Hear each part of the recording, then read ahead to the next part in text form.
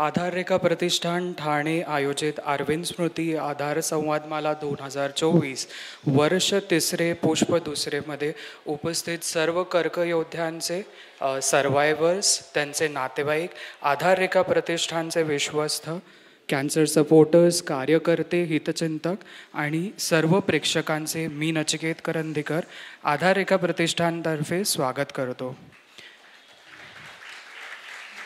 कार्यक्रमाच्या टायटलवरूनच आपण सर्वांना लक्षात आलं असेल, आजचा आपला कार्यक्रम आधार रेखा प्रतिष्ठानचे संस्थापक श्री अरविंद जोशी यांच्या प्रित्यार्थ आपण नोव्हेंबर आणि डिसेंबरमध्ये जी संवादमाला सादर करतो त्यातलाच आजचा एक कार्यक्रम. 2013 साली आधार रेखा प्रतिष्ठानचा चालू झालेला प्रवास आज 2024मध्ये सुपरफास्ट पद्धतीने, म्हणजे आजच्या काळाप्रमाणे पुढे एकदम सुपरफास्ट जाण्याचा प्रयत्न करत आहे. आणि मला सांगायला अत्यंत आनंद होतो, गेल्या वर्षी आधार संवाद मालेमध्येच आपण जाहीर केलं होतं की टाटा मेमोरियल हॉस्पिटल खारघर इथेही आपण आपली टॅक्सी सेवा चालू करणार आहोत. तर ती टॅक्सी सेवा आपण चालू केलेली आहे आणि त्यामार्फतही आपल्याला कॅन्सर सर्वायव्हर्स आणि पेशंट्सपर्यंत पोचण्याची आणि त्यांची सेवा करण्याची संधी मिळालेली आहे. आणि ही सेवा आपल्या परळच्या सेवेप्रमाणे त्यालाही चांगला प्रतिसाद आहे.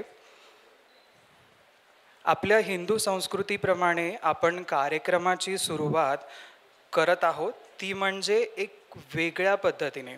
आपल्यासमोर आज 2 गोष्टी सादर होतील. प्रथम म्हणजे शंखनाद आणि त्याच्यानंतर गणपती बाप्पाचे आशीर्वाद आपण घेणार आहोत.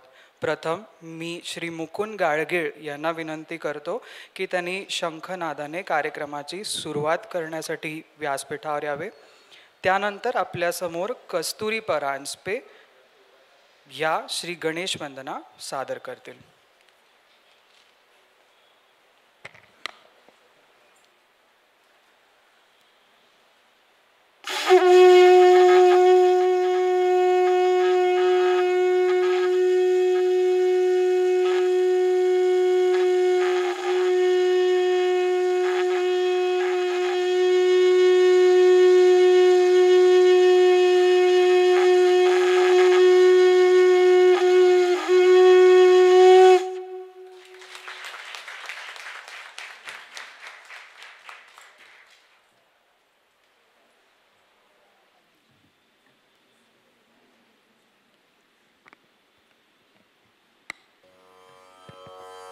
हॅलो. तुझ मागतो मी आता, मागतो आता, तुझ मागतो मी आता, मागतो आता, मज द्यावे एकदंता. तुझ मागतो मी आता, मागतो मी आता, तुझ मागतो मी आता. तुझे ठाई माझी भक्ती, तुझे ठाई माझी भक्ती, विरुठावी गणपती. तुझे ठाई ज्याची प्रीती, त्याची घडावी संगती, संगती त्याची घडावी संगती. तुझा अपराधी मी खरा, तुझा अपराधी मी खरा, आहे इक्षुचा पधरा. माझी येऊ दे करुणा, तुझ लागी गजानना, गजानना, तुझ लागी गजानना, गजानना. मज द्यावे एकदंता, मागतो मी आता, मागतो मी आता तुझ, मागतो मी आता. धन्यवाद. वा, खूप छान सुरुवात झालेली आहे आपल्याला आजच्या कार्यक्रमाची. कार्यक्रमात पुढे वळताना आपण आपल्या प्रमुख वक्त्यांचे स्वागत करणार आहोत. त्यासाठी मी डॉक्टर श्री अनिल हेरूर यांना विनंती करतो की त्यांनी डॉक्टर राजेंद्र बडवे यांचे पुष्पगुच्छ आणि भेटवस्तू देऊन स्वागत करावे.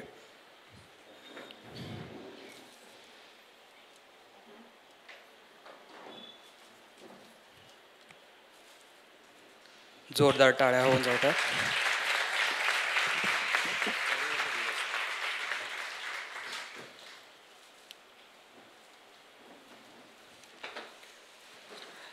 आपल्या आजच्या कार्यक्रमाचे प्रास्ताविक सादर करण्यासाठी मी रश्मी जोशी यांना विनंती करतो की त्यांनी प्रास्ताविक सादर करावे.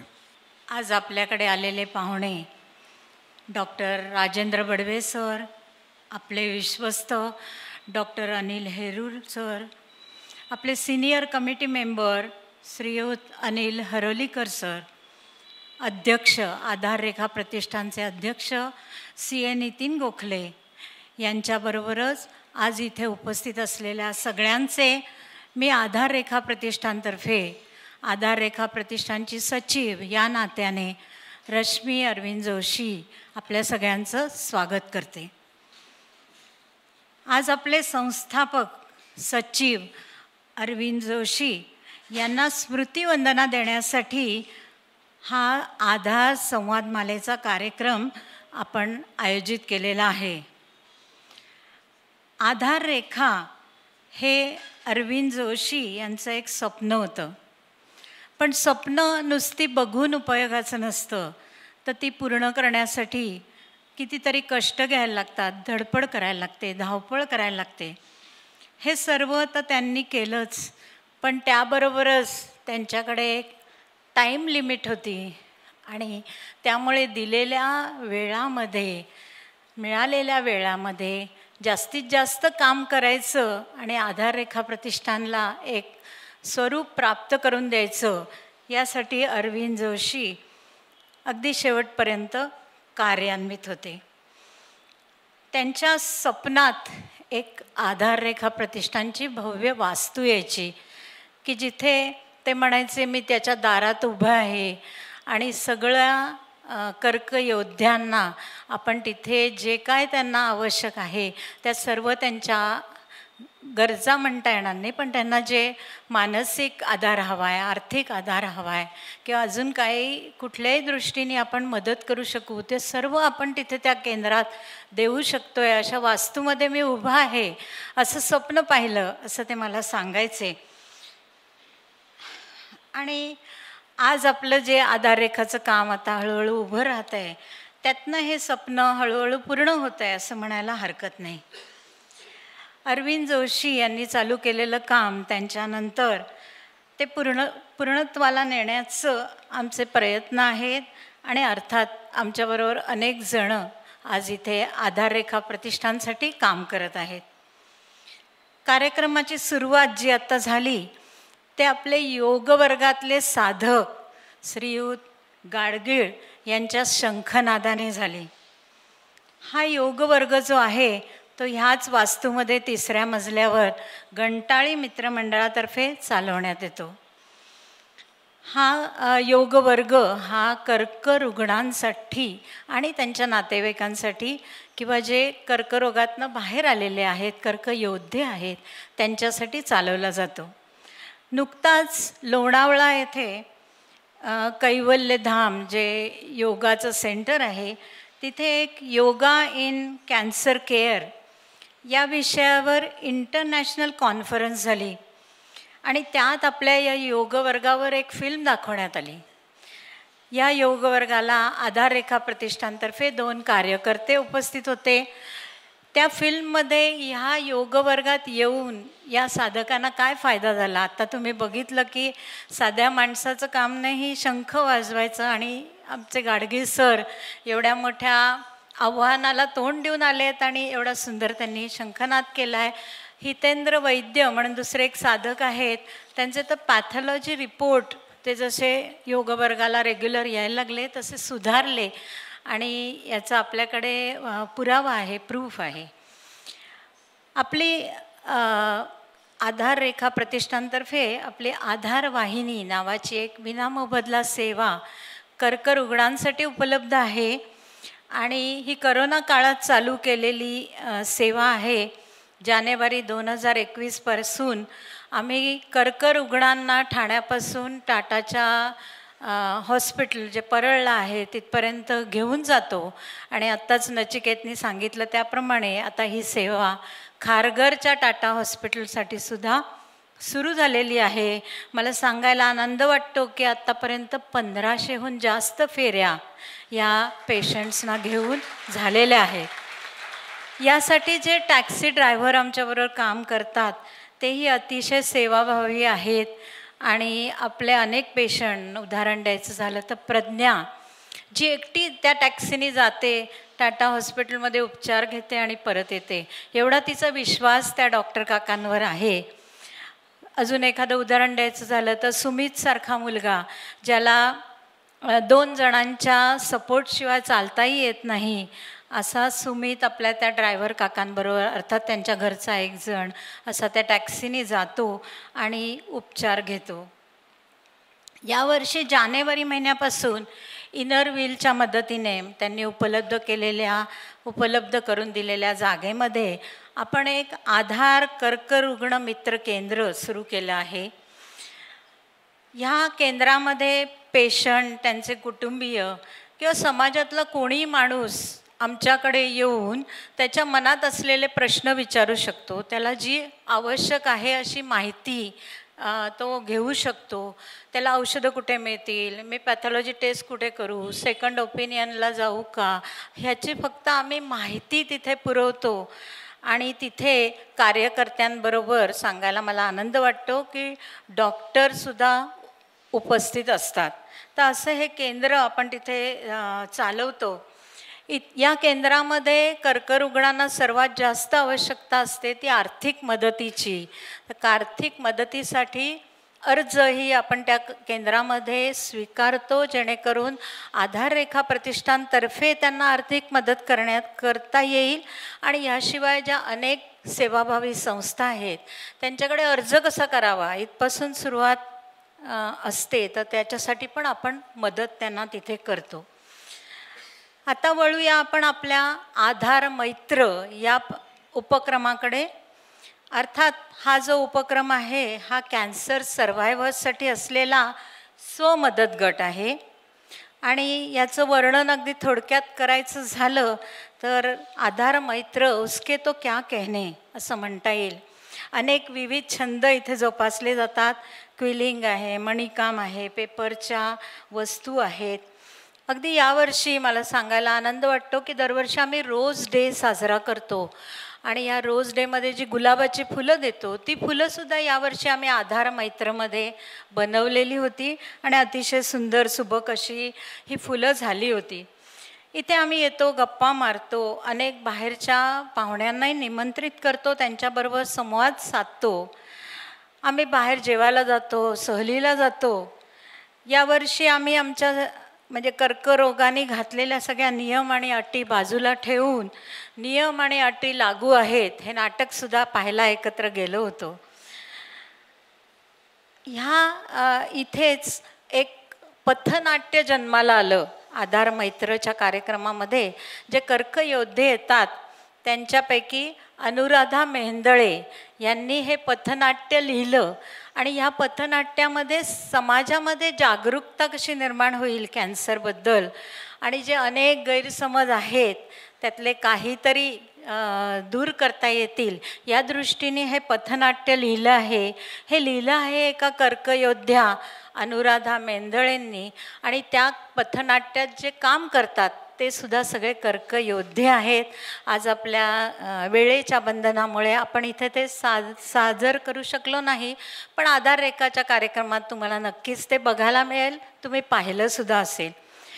ह्या हे जे पथनाट्य आहे, तर ह्या पथनाट्यामध्ये कर्करोग स्वतःच म्हणतोय, त्याचं टायटल असं आहे, होय मला हरायचं आहे. मला वाटतं टायटलवरनंच त्याच्याबद्दलची कल्पना आपल्याला येईल. समाजात कर्करोगाविषयी जागरूकता निर्माण होण्यासाठी आधाररेखा प्रतिष्ठानतर्फे कॅन्सर डिटेक्शन कॅम्प्स आयोजित करण्यात येतात. मला सांगायला आनंद वाटतो की कॅन्सर विषयक पुस्तकांची लायब्ररीसुद्धा आधाररेखा प्रतिष्ठानची आहे. अर्थात हे सगळं शक्य आहे ते कर्कयोद्ध्यांच्या सकारात्मक विचाराने, त्यांच्या कुटुंबियांच्या आधाराने, समाजातील सर्व क्षेत्रातील सेवाभावी लोकांमुळे, आमच्या कार्यकर्त्यांमुळे. आज पूर्ण समाज आमच्या पाठीशी उभा आहे. अनेक डोनर्स आहेत, दरवर्षी आठवणीने देणगी देणारे डोनर्स आहेत. आमच्या आधारवाहिनीने आपल्या आईला उपचारासाठी घेऊन जाणारा पत्रकार प्रफुल्ल, दुर्दैवाने त्यांची आई कर्करोगात वाचू शकले नाही, पण ते आठवण ठेवून दर महिन्याला आधाररेखा प्रतिष्ठानला मदत करत असतात. अनेक जण असे आहेत की जे आधारवाहिनीने जात होते, आता बरे झाले आहेत, पण तरीसुद्धा परत जाऊ दे, आता झालो बरं, आता त्याच्याकडे वळून पण बघायला नको, असं न करता आवर्जून ते आपल्याबरोबर कार्यकर्ते म्हणून जॉईन झालेले आहेत, डोनर्स म्हणून जॉईन झालेले आहेत. नुकताच आधाररेखा प्रतिष्ठानला ठाण्यातल्या आचार्य अत्रे कट्ट्यातर्फे 1,00,000 रुपयाचा कृतज्ञता पुरस्कार देण्यात आला. धन्यवाद. सुरुवातीला मी सांगितलं की अरविंद जोशींचं स्वप्न पूर्ण करण्यासाठी आम्हाला आता खरं म्हणजे हवी आहे हक्काची जागा, जिथे आम्ही योगवर्ग, कारण हे सगळं आमचं वेगवेगळ्या ठिकाणी चालतं, योगवर्ग, मदत केंद्र, आधार मैत्रचे कार्यक्रम, आमचं कार्यालय, हे सगळं एका ठिकाणी आम्हाला चालू करता येईल अशी एक जागा, वास्तू आधाररेखासाठी आता हवी आहे. अजून खूप काम करायचं आहे. थॅलेसेमियासारखा आजार आहे, ओव्हॅरियन कॅन्सरबद्दल जागरूकता निर्माण करायला हवी आहे. HPV किंवा शिंजल्स वॅक्सिनेशन कॅम्प्स घेता येतील का, काउन्सेलिंग सेंटर चालू करायचं आहे, लायब्ररी आहे ती अजून अद्ययावत करायची आहे, कार्यकर्त्यांना योग्य प्रशिक्षण मिळणं आवश्यक आहे. अनेक गोष्टी आहेत. आम्हाला खात्री आहे की तुमच्या पाठिंब्याने, सहकार्याने ते अगदी जवळच्या भविष्यात, नजीकच्या भविष्यात हे सगळं शक्य होईल.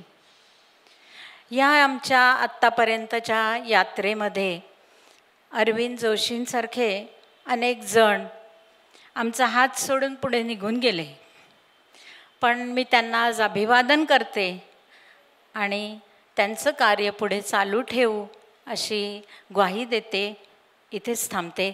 धन्यवाद.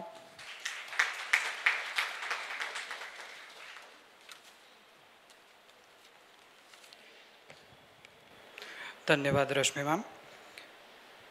आधाररेखा प्रतिष्ठान म्हटलं की आपण काहीतरी वेगळं, नाविन्य, असं काहीतरी नाविन्यात्मक करत असतो.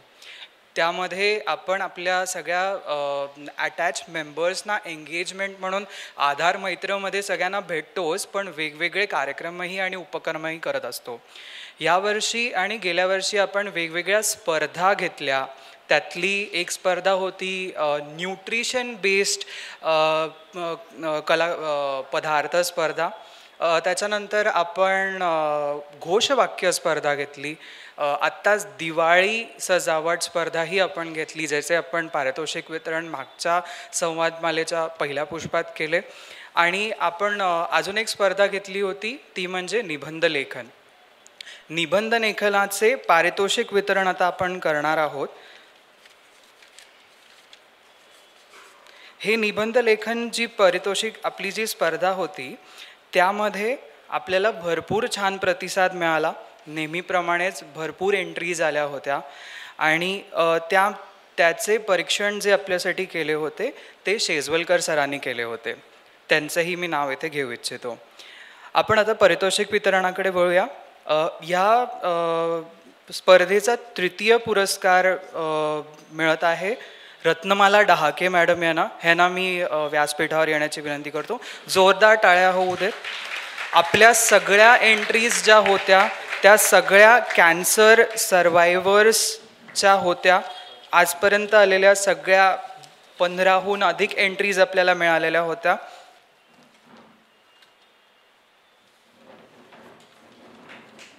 जोरदार टाळ्या होऊन जाऊ दे.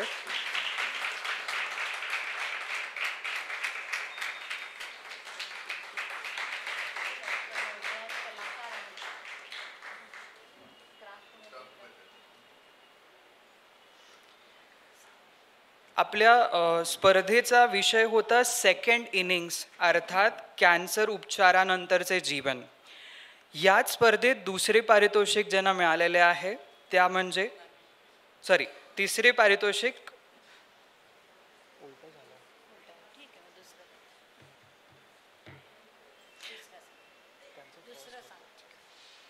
I am so sorry, Ratnamala Dahake यांना पहिले पारितोषिक मिळालेले आहे. त्यांच्यासाठी एकदा जोरदार टाळ्या. दुसरे पारितोषिक ज्यांना मिळालेले आहे त्या अनुराधा मेहेंदळे, त्यांना मी व्यासपीठावर येण्याची विनंती करतो.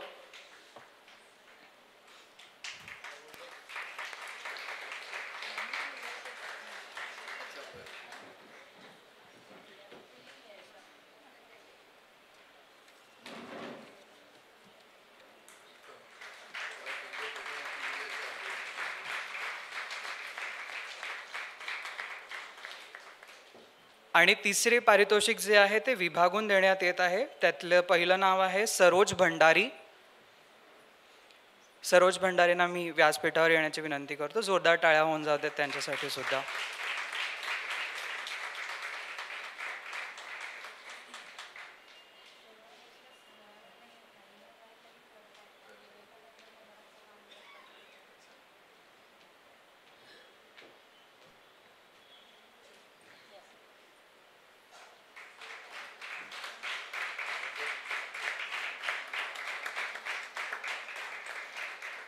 आणि तृतीय विजेत्या आहेत वंदना प्रसादे. यांच्यासाठी जोरदार टाळ्या होऊन जाऊ द्या.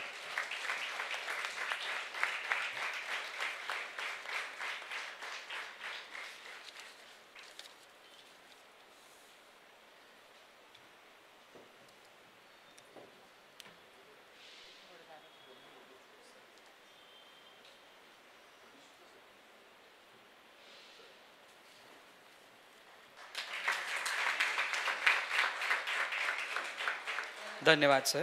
धन्यवाद मॅम. आपण आधार रेखामध्ये फक्त कॅन्सर सर्वायव्हर्स, कॅन्सर पेशंट्स ह्यांच्याशीच निगडीत नसतो, तर आपला आधार रेखा हा त्यांच्या फॅमिली मेंबर्स तसेच कॅन्सर सपोर्टर्स ह्यांच्यासोबतही जोडले गेलेले आहोत. आपण काहीतरी नवीन असं मी नेहमीच म्हणत असतो. तर तुम्ही म्हणाल की व्याख्यानमालेत काहीतरी नवीन काय करणार, तर काहीतरी नवीन म्हणजे याच्यात एक वेगळीच ओळख आपण करून घेणार आहोत आपल्या आजच्या वक्त्यांची. ती एका कॅन्सर फॅमिली मेंबरकडून त्यांच्या नजरेतून डॉक्टर राजेंद्र बडवे यांची ओळख ते आपल्याला करून देणार आहेत. त्यासाठी मी महेश फडके यांना विनंती करतो की त्यांनी व्यासपीठावर यावे. नमस्कार, मी महेश फडके. तुम्ही सगळेजण इथे व्याख्यान ऐकायला आला आहेत, पण मी डॉक्टरांना कमीत कमी 95पासून ओळखतो आहे, एक पेशंटचा नातेवाईक म्हणून. त्यामुळे त्यांच्याविषयी 2 शब्द तरी बोलावे.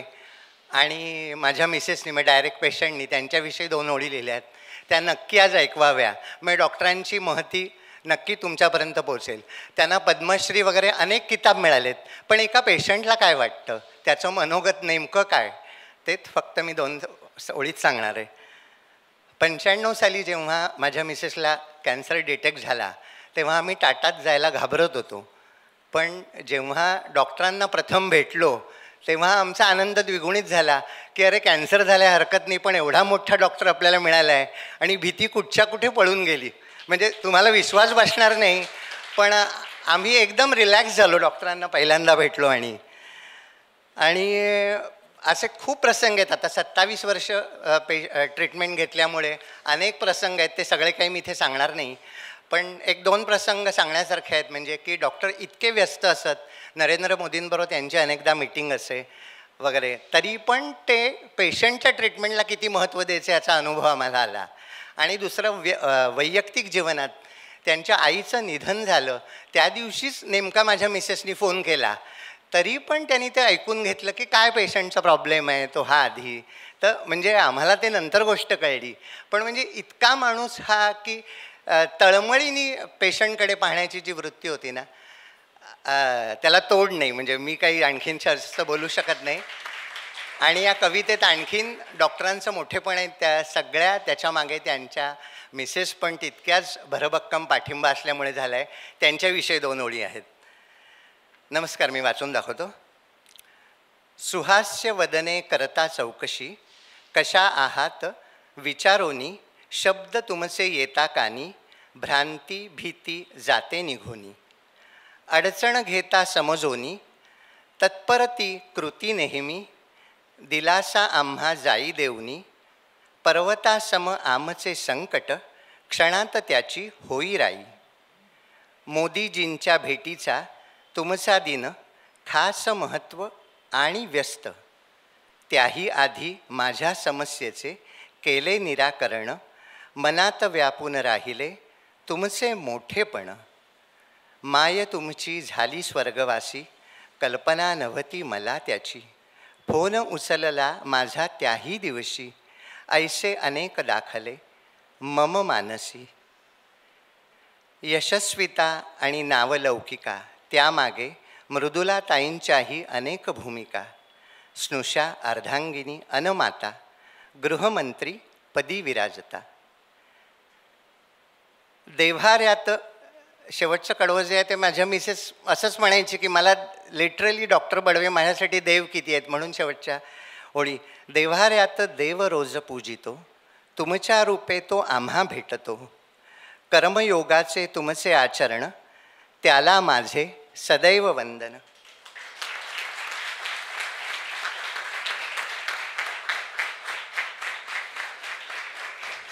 धन्यवाद.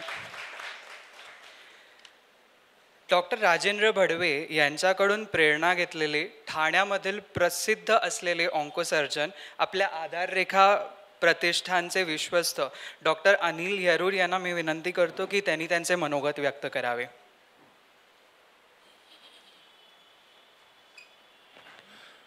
नमस्कार.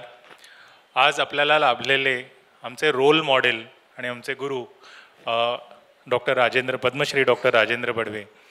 आपल्याला बऱ्याच वेळेला आपण अनेक लोकांना बघतो, अनेक लोकांकडनं शिकतो, पण आपले रोल मॉडेल कसे असावेत हे मात्र बडवे सरांनी आम्हाला शिकवलं आणि त्यांनी दाखवून दिलं. त्यांना त्यांचे शब्द मला नेहमी आठवतात की बाबा, टाटामध्ये तू काम करत राहा आणि तुला यश मिळेल.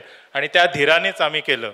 आणि मला हे जे आत्ता म्हणाले मोदी साहेबांबरोबरच्या, मला तो फोटो अजूनही सर आमच्या सगळ्यांच्या मनात तो असा रुजलेला आहे. मंगोलियामध्ये कॅन्सर सेंटरचा बडवे सर पुढे बसलेले आहेत आणि मोदी साहेब मागे उभे आहेत.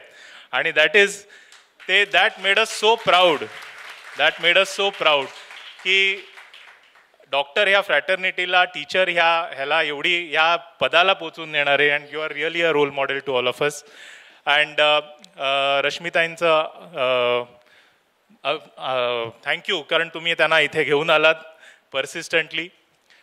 मंचावर गोखले सर आहेत, योगवर्ग जे आपल्या कंटिन्युअसली चालवतात, आपल्या सगळ्यांना ते एक प्रेरणा देतात. आणि हर्डीकर साहेबांचं पण मी इकडे स्वागत करतो. आणि आपण सगळ्या सज्जनांचं. कॅन्सर म्हटलं की आपल्याला नेहमी वाटतं की काहीतरी मोठा आजार आहे, काहीतरी मोठी टेक्नॉलॉजी आहे आणि त्या टेक्नॉलॉजीबद्दलच सगळा फोकस असतो. आज आपण मीडियामध्ये बघतो, सोशल मीडिया असो पेपर असो, हल्ली अनेक हॉस्पिटलांचे अनेक ॲडव्हेटोरियल्स नावाची गोष्ट हल्ली नवीन चालू झालेली आहे, त्याच्यामध्ये लिहिलं जातं. पण त्याचा सगळा फोकस जो असतो तो सगळा फोकस ह्या गोष्टीवर असतो की ह्या आजारावर नवीन नवीन टेक्नॉलॉजीचा काय काय परिणाम होतोय आणि होतोय. म्हणजे ज्या प्रकारे कॅन्सर पूर्वी ट्रीट व्हायचा, आज ज्या प्रकारे ट्रीट होतोय, त्याचे रिझल्ट्स काय आहेत, आपण यश जे बघतोय ते निश्चितपणे बेटर आहे, निश्चितपणे लोकांना दिलासा देणारं आहे. परंतु हा आजार अनफॉर्च्युनेटली तिकडे थांबत नाही. ह्या आजाराच्या मागे अनेक स्टोरीज असतात. काही स्टोरीज आपण आत्ताच ऐकल्या आणि ह्या पुढेही स्टोरीज असतात आणि ह्या स्टोरीज महत्त्वाच्या असतात. कारण कॅन्सर हा आजार हा फक्त एक हेल्थ प्रॉब्लेम नाही आहे, तर हा एक सोशिओ इकॉनॉमिक आजार आहे असं मी मानतो. कारण आजच एक 32 वर्षाच्या मुलीचं आम्ही ऑपरेशन केलं. आता 32 वर्षाची मुलगी म्हटल्यावर तुम्ही विचार करा की त्या फॅमिलीवर, तिच्या नवऱ्यावर, तिच्या आईवडिलांवर, तिच्या लहान 3 वर्षाच्या मुलावर काय इम्पॅक्ट असेल, त्यांची फायनान्शियल स्थिती काय होईल, हा आपण टेक्नॉलॉजीचा म्हणतो त्याचा फायनान्शियल इम्पॅक्ट काय होईल, त्याचा सोशल इम्पॅक्ट काय होईल. परवा एक माऊली आल्या होत्या, मला म्हणाल्या की डॉक्टर साहब ब्रेस्ट का ऑपरेशन है लेकिन ब्रेस्ट मत निकालो, हमारी बहू है, वो बहू हमको छोड़ के जाएगी अगर उसको समझ गया कि मुझे ब्रेस्ट कॅन्सर आहे. म्हणजे हा कधी विचार केलाय का आपण की बाबा ब्रेस्ट कन्झर्वेशन, आपण विचार करतो की स्त्री एका स्वतःच्या सौंदर्यासाठी ब्रेस्ट कन्झर्वेशन करत असेल, पण तिच्या डोक्यात होतं की मेरी बहू घर छोड़ के जाएगी अगर उसको समजा की मेरे को ब्रेस्ट कॅन्सर आहे. म्हणजे पूर्वी सुनेला बाहेर टाकायचे, आता सासूला बाहेर टाकतात. So it's a changing times. पण ही सत्य गोष्ट आहे आणि हे सगळे इम्पॅक्ट आपल्याला लक्षात घ्यायला हवेत. आणि त्यामुळेच मला वाटतं की आधाररेखासारखे जे संस्था आहे की जी ही सपोर्ट, हा जो इमोशनल सपोर्ट आहे, हा जो सोशल सपोर्ट आहे, आज आपणच सगळ्यांनी द्यायची गरज आहे. एक समाज म्हणून आपल्याला हा विचार करायला हवा. केवळ एक दिलासा म्हणून नाही, परंतु त्याचबरोबर आपल्याला हा इकॉनॉमिक सपोर्टचा एक प्लॅटफॉर्म आपल्याला तयार करायला हवा, ज्याला हल्ली आपण क्राऊड फंडिंग म्हणतो. म्हणजे साध्या भाषेत सगळ्यांनी आपलं कंट्रीब्युशन द्यावं असं म्हणतो. तो समाजाने ह्या रुग्णांसाठी आपल्याला तयार करायला हवा. एक सोशल इमोशनल फ्रेमवर्क, एक नेटवर्क तयार करायला हवं की ज्याच्यामुळे ह्या लोकांचे असे जे प्रॉब्लेम्स आहेत ते समजावण्यासाठी त्यांना आपल्याला दिलासा. केवळ प्रोग्रॅम्स करणं, केवळ अवेअरनेस करणं हे तर करायलाच हवं, पण ज्या तऱ्हेने आज आधाररेखा काम करते त्या तऱ्हेने मला दिसतंय की आपल्याला पुढे जाऊन आपल्याला हे नेटवर्क्स तयार करता येतील. त्या सगळ्यांमध्ये तुमचा सहभाग आहे आणि तो सहभाग वाढावा अशीच मी तुम्हाला सगळ्यांना आणि ईश्वराकडे प्रार्थना करतो. या सगळ्याचा मार्ग कसा असावा त्यासाठी मला वाटतं सर तुमचं मार्गदर्शन आम्हाला लागेल. आणि कारण तुमचा अनुभव इतका आणि व्यासंग इतका मोठा आहे की त्याच्यामध्ये तुम्ही निश्चितपणे आम्हाला दाखवू शकाल की हे कसं करता येईल, की हा आजार एका सामाजिक लेवलवर कसा टॅकल करायचा.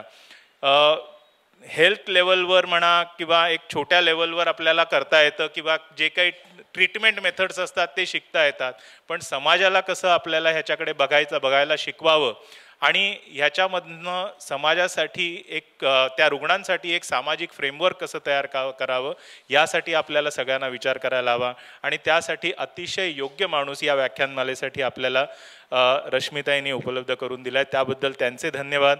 आणि sir thank you very much for accepting our invitation and coming here. आपल्या व्यस्त वेळामधनं तुम्ही आलात याबद्दल पुन्हा एकदा तुमचे धन्यवाद. आपण सगळ्यांना धन्यवाद. धन्यवाद सर. आधाररेखा प्रतिष्ठानतर्फे डॉक्टर जानवी गांगल यांना मी विनंती करतो की त्यांनी आपल्या प्रमुख वक्त्यांची ओळख करून द्यावी सर्वांना. नमस्कार. आजचे आपले सन्माननीय पाहुणे पद्मश्री डॉक्टर राजेंद्र बडवे, आधाररेखा प्रतिष्ठानचे विश्वस्त डॉक्टर हेरूर, अध्यक्ष नितीन गोखले सर, हेरोलिकर सर, आपले सगळे आश्रयदाते, कार्यकर्ते आणि उपस्थित बंधू भगिनींनो. ॲक्च्युली आंतरराष्ट्रीय कीर्तीचे सन्माननीय पद्मश्री डॉक्टर राजेंद्र बडवे आज आपल्याला प्रमुख पाहुणे म्हणून लाभले, हा आधाररेखा प्रतिष्ठानसाठी अतिशय आनंदाचा क्षण आहे. आणि आपणही सर्वजण एवढ्या आवर्जून इथे उपस्थित राहिलात कारण आपले सर्वांचे डॉक्टर बडवेंशी एकतर प्रत्यक्ष किंवा अप्रत्यक्ष संबंध आलेला आहे आणि आपल्या हृदयात त्यांच्याबद्दल मानाचं आदराचं स्थान आहे हे आत्ता आपण फडकेंनी जे आपल्याला वाचून दाखवले का पेशंटचं मनोगत, त्याच्यावरून आपल्या लक्षात येईलच. सरांची सेवाभावी वृत्ती आणि बुद्धिमत्ता, प्रसन्न व्यक्तिमत्व, त्यांचं दिलासादायक आश्वस्त करणारा संवाद याची ओळख आपल्याला आहेच आणि म्हणूनच त्यांचे विचार ऐकायला तुम्ही सगळ्यांना उत्सुक आहात. पण तरी त्यांची थोडीशी वेगळी अशी ओळख करून देण्यासाठी मी आता इथे उभी आहे. सर्वप्रथम सरांची मला म्हणजे माझी नाही, मला सरांची जी ओळख करून झाली त्याबद्दल तुम्हाला सांगते. मी रुयाच्या फर्स्ट इयरला असताना आम्हाला मॅथमॅटिक्सला सर होते जे कॅल्क्युलस आणि ट्रिग्नॉमेट्री असा जरा किचकट विषय शिकवत होते. आमच्या वर्गात काही जण होते ज्यांना बी ग्रुप म्हणजे घ्यायचं हे ठरलेलं होतं आणि त्यामुळे मॅथमॅटिक्सच्या लेक्चरला त्यांचं फारसं लक्ष नसायचं. त्यामध्ये गप्पा मारायचे, थोडंसं व्यत्यय आणायचे आणि ते सर तरी पण पोटतिडकीने शिकवतच राहायचे. एक दिवस मात्र त्यांना ते मुलांचा जो डिस्टर्बन्स आहे तो त्याच्यानंतर खूप अस्वस्थ झाले. त्यांनी शिकवणं थांबवलं आणि आम्हाला म्हणाले की मला माहिती आहे तुम्हाला गणितात फारसा इंटरेस्ट नाही कारण तुम्हाला मेडिकलला जायचं आहे, तुम्हाला बी ग्रुप घ्यायचा आहे, पण ह्या वर्षी तुम्हाला गणित हा विषय अभ्यासाला आहे त्यामुळे तुम्ही त्याचा अभ्यास करायला नको का. तुमच्याच एक वर्ष सिनियर असलेल्या एका मुलाचं उदाहरण सांगतो की त्यांनी पण ठरलं होतं मला मेडिकलला जायचं आहे, बी ग्रुप घ्यायचा आहे, पण गेल्या वर्षी त्यांनी गणितात इतका मन लावून अभ्यास केला आणि युनिव्हर्सिटीमध्ये 100पैकी 100 मार्क मिळवले. त्या विद्यार्थ्याचं नाव राजेंद्र बडवे. तर गणित हा विषय आवडीचा असूनही मेडिकलला जाताना सर तुम्हाला किती द्विधा मनस्थितीत असाल याची मला खात्री आहे. पण विषयाचा अभ्यास आणि हातातलं काम मन लावून करणं आणि त्यात प्रावीण्य मिळवणं या महत्त्वाच्या गुणाच्या जोरावर सरांनी उत्तमोत्तम कामगिरी करत यशाची शिखरं काबीज केली. प्रतिथयश ऑन्कोसर्जन म्हणून आणि ब्रेस्ट कॅन्सर ट्रीटमेंटमधील अग्रणी म्हणून नाव कमावलं. सेट GS मेडिकल कॉलेज त्यांचं शालेय शिक्षण पण मुंबईत झालं. नंतर GS मेडिकलमध्ये ॲडमिशन घेतल्यानंतर MBBS आणि MS सर्जरी त्यांनी केली. त्याच्यानंतर टोकियोमध्ये, नंतर लंडनमध्ये विविध हॉस्पिटल्समध्ये त्यांनी अनुभव घेतला आणि लंडनमधील गाईज हॉस्पिटल आणि त्याच्यानंतर रॉयल मार्सडन हॉस्पिटलमध्ये त्यांनी 92पर्यंत प्रशिक्षण घेतलं, विशेषतः ब्रेस्ट कॅन्सर ट्रीटमेंटबद्दल. आणि भारतात ते 1993मध्ये टाटा मेमोरियल हॉस्पिटलमध्ये रुजू झाले. ऑन्कोसर्जन म्हणून रुग्णसेवा करीत असतानाच त्यांनी कॅन्सर ट्रीटमेंटला एक नवा आयाम दिला. सार्वजनिक आरोग्याची स्थिती लवकर निदान करणं आवश्यक आहे, त्यावर इलाज रुग्णांना परवडण्याजोगा आणि किफायतशीर कसा होईल या विचाराने प्रेरित होऊन त्यांनी नवनवीन उपचार पद्धती शोधायच्या आणि त्याची स्ट्रॅटेजी ठरवायची या दृष्टीने आपलं संशोधन सुरू ठेवलं. ब्रेस्ट कॅन्सरमधील त्यांचं जे संशोधन होतं त्याच्याप्रमाणे केलेल्या उपचार पद्धतीने डेथ रेट जवळपास 30% कमी झाला आणि रुग्ण महिला तिचं आयुष्य पूर्ण आणि चांगल्या रीतीने जगू शकते हे त्यांनी सप्रमाण सिद्ध केलं आणि कॅन्सर पीडित महिलेला एक आशेचा किरण दाखवला.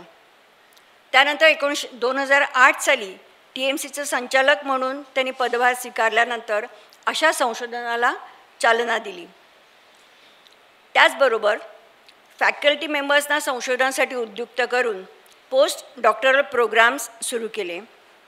त्यांनी भारतातलं पहिलं क्लिनिकल रिसर्च सेक्रेटरिएट स्थापन केलं.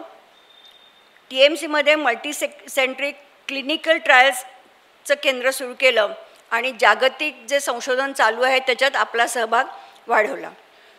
काही राज्यात तंबाखू सेवनावर बंदी आणण्यासाठी त्यांचे प्रयत्न कारणीभूत आहेत. शारीरिक व्यायाम आणि स्थूलत्व निर्मूलन याचा ते पुरस्कार करतात. 1993मध्ये त्यांनी संचालक पदाची सूत्र हाती घेतली तेव्हा TMCद्वारा म्हणजे टाटा मेमोरियल सेंटरद्वारा 2 केंद्र चालू होती. एक आपल्या ओळखीचं टाटा मेमोरियल हॉस्पिटल परळचं आणि खारेगाव येथील ॲक्ट्रेक. आपल्या कारकिर्दीत त्यांनी ती सेंटर्स आणखीन 8नी वाढवली आणि जी एकमेकांशी आता संलग्न आहेत. त्यामुळे टाटा मेमोरियल सेंटरची सुरुवातीची क्षमता जवळपास 4 पटींनी वाढली आणि टाटा मेमोरियल हॉस्पिटलवरचा ताण थोडासा हलका झाला. शिवाय देशभरातील रुग्णांना घराजवळ उपचार घेणं शक्य झालं आणि ते सुलभ आणि किफायतशीर पण झालं. आता इतक्या ठिकाणी केंद्र सुरू केल्यानंतर ती प्रभावीपणे चालवण्यासाठी तज्ज्ञ डॉक्टरांचं आणि पर्यायाने इतर पण कर्मचारी उपलब्ध करणं आवश्यक होतं आणि त्या दृष्टीने त्या कर्मचाऱ्यांचं प्रशिक्षण आणि कपॅसिटी बिल्डिंग याच्याही योजना त्यांनी आखल्या आणि कार्यान्वित केल्या. 2023मध्ये नोव्हेंबरमध्ये गेल्या वर्षीच ते निवृत्त झाले, तरी देखील टाटा मेमोरियलमध्ये त्यांचा ऑन्कोसर्जन म्हणून ते सेवा देत आहेत आणि शिवाय इतरही अनेक कर्तव्य पार पाडित आहेत. जसं की IAEA इंटरनॅशनल ॲटॉमिक एनर्जी एजन्सीच्या तज्ज्ञ मंडळींच्या पॅनलचे ते सदस्य आहेत. भारत सरकारच्या ब्रेस्ट हेल्थ ग्लोबल इनिशिएटिव्ह हा उपक्रम आणि WHOचे सल्लागार आहेत. त्याच्यानंतर innovation council for cancer research ते प्रमुख आहेत. अशा रीतीने ब्रेस्ट कॅन्सर आणि इतर कॅन्सर ट्रीटमेंट्स यामधील त्यांच्या कामाचा प्रदीर्घ अनुभव आणि संशोधन यामुळे जागतिक पातळीवर त्यांचं मत मोलाचं मानलं जातं. त्यांचे 100हून अधिक संशोधनपर पेपर्स प्रसिद्ध झाले असून अनेक राष्ट्रीय आणि आंतरराष्ट्रीय सन्मान पदकांचे ते मानकरी आहेत. त्याच्यापैकी मी थोडेसेच सांगते. सुरुवातीला विद्यार्थी दशेत त्यांना सर दोराब टाटा स्कॉलरशिप मिळाली, जी अत्यंत आमच्या वेळेला असं बापरे असं व्हायचं, ती त्यांना मिळाली. 2013 साली भारत सरकारचा अगदी सन्माननीय असा पद्मश्री पुरस्कार त्यांना मिळाला. त्याच वर्षी त्यांना लाल बहादूर शास्त्री राष्ट्रीय पुरस्कार पण प्रदान करण्यात आला. 2010 साली त्याच्या यादी इंडियन न्यूक्लियर सोसायटीतर्फे त्यांना लाईफटाईम अचिव्हमेंट अवॉर्ड आणि आउटस्टँडिंग सर्व्हिस अवॉर्ड प्रदान करण्यात आले. तसंच UICCचा रीच टू रिकव्हरी हा पुरस्कार आणि सुश्रुत अवॉर्ड असे ते अशा इतरही अनेक पुरस्कारांचे ते मानकरी आहेत. असे अतिशय आदरणीय आणि लोकप्रिय असे डॉक्टर आज आपल्याला इथे पाहुणे म्हणून लाभले आहेत. त्यांचे विचार ऐकायला आपण उत्सुक आहातच. मी सरांना विनंती करते की आम्हाला मार्गदर्शन करावं. धन्यवाद.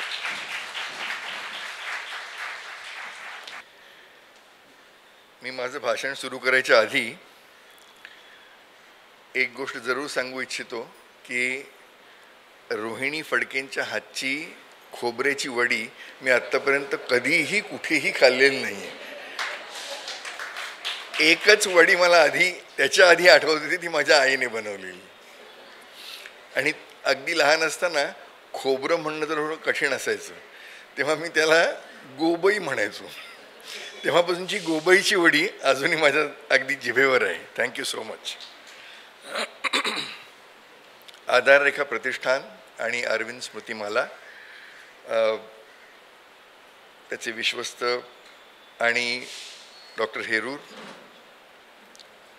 माझे कलीग आणि बंधू भगिनींनो, मला माझं मनोगत आपल्याशी शेअर करता येण्याची ही संधी मिळाली, याबद्दल मी त्यांचा आभारी आहे.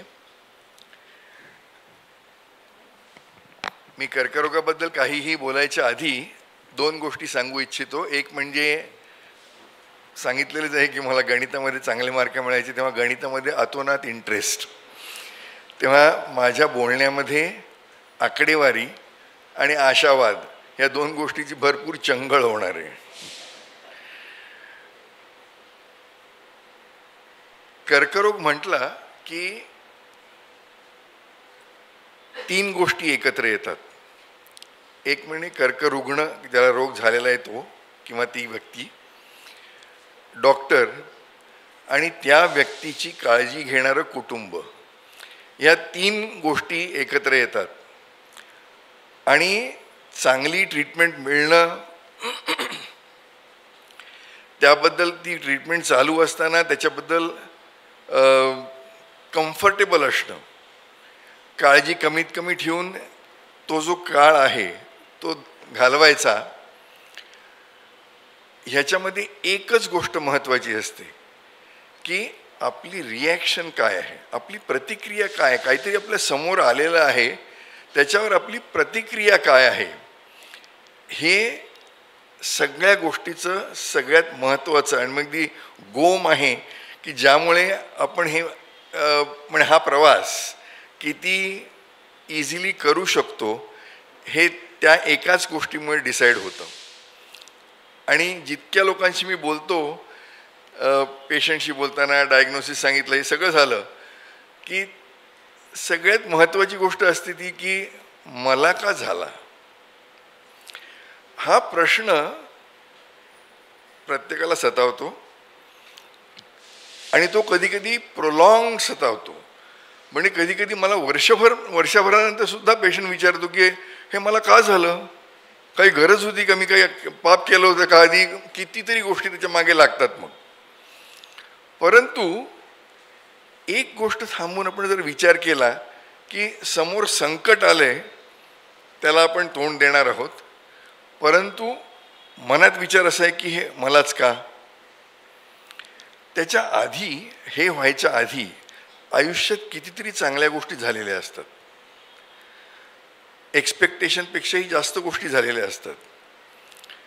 ते सगळं होत असताना कधीतरी आपण विचारतो का की मला एक 10,000 पगार मिळायच्या ऐवजी मला 15,000 पगार मिळाला, का बरं झालं असं. हे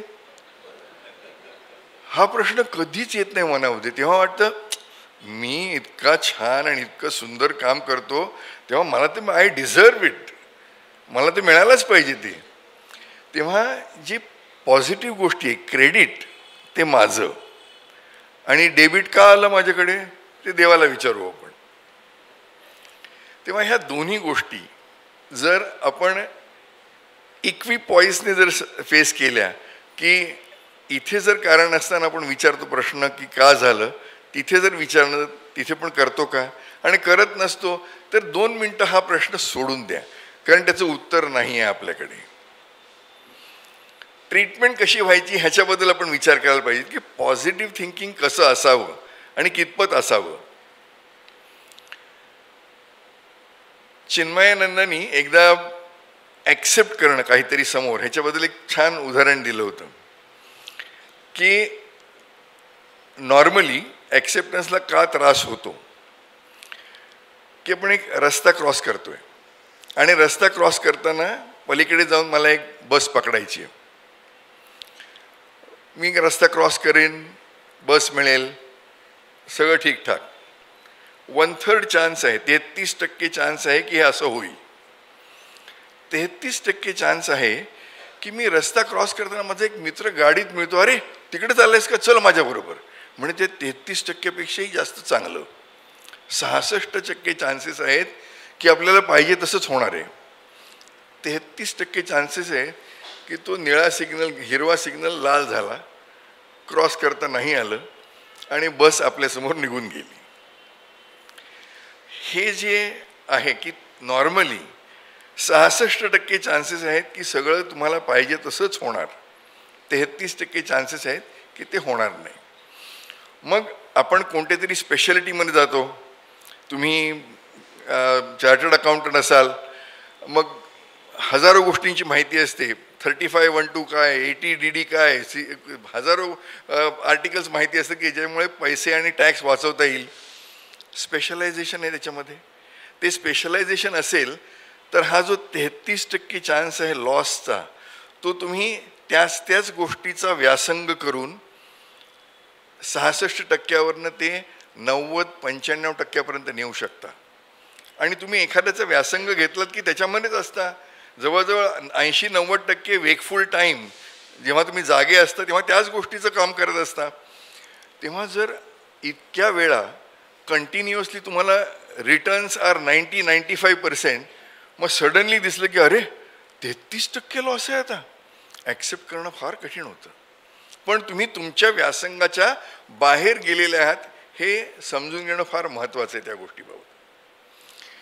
व्यासंगाच्या बाहेर गेल्यावर तरी पण ॲक्सेप्टन्स कसा, की जे काही समोर आहे त्याला आपण कसं ॲक्सेप्ट करतो, त्याच्यावर पण चिन्मयानंदांनी फार सुंदर एक गोष्ट सांगितली होती. टाटा हॉस्पिटलमध्ये लेक्चर दिलं होतं तेव्हा, की एक मुलगा मुलीला बघायला म्हणून त्याच्या घरी जातोय आणि गप्पा गोष्टी होतात आणि दोघांचे आईवडील त्यांना सांगतात की तू पाहिजे असेल तर मुलीला घेऊन बाहेर जरा चालू नये, फिरू नये, जरा तुम्हाला काही स्वतः एकमेकांशी गप्पा मारायच्या असतील तर. आणि ते गप्पा मारायला बाहेर जातात. ती मुलगी त्या मुलाला सांगते की तुला असं वाटेल, मला 2 गोष्टी सांगायच्या तुला. एक म्हणे की ह्या घरातली मी मुलगी आहे असं तुला वाटतंय, पण ह्या घरातली मी मुलगी नाही आहे. मी 3 वर्षाची असताना कुंभमेळ्यामध्ये हरवले आणि ह्या आईवडिलांनी मला मोठं केलं. त्या मुलाच्या मनामध्ये सडनली डोक्यात आलं की त्याची बहीण 3 वर्षाची असताना कुंभमेळ्यात हरवली होती. काय गोष्ट आहे बघा.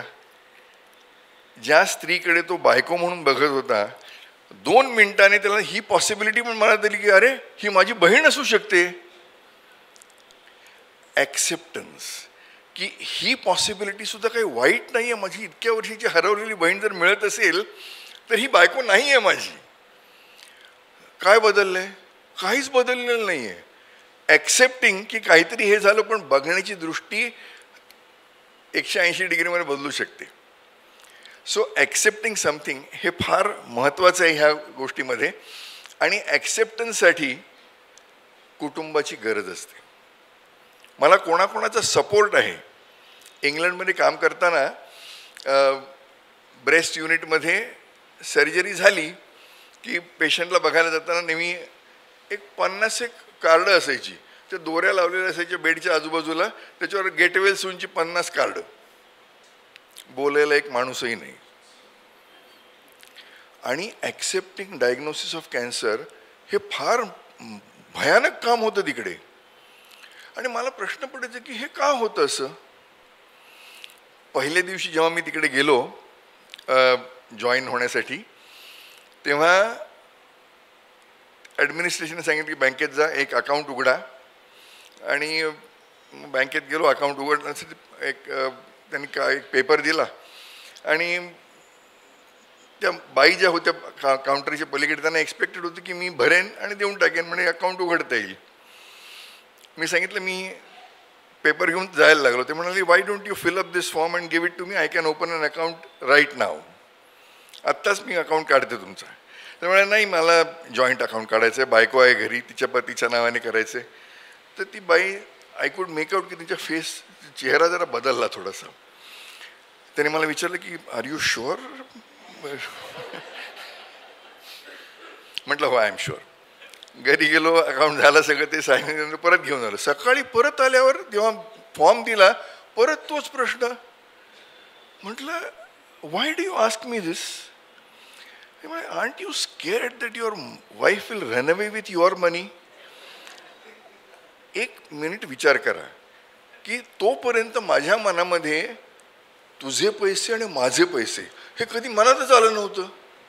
मग तुझे पैसे माझे पैसे हे वेगळे नाही आहेत आणि ते पैसे ही घेऊन पळेल ही तर कल्पनाच नाही करता येत. म्हणजे माझ्या नाईटमेअरमध्ये सुद्धा मी हा विचार करू शकत नाही.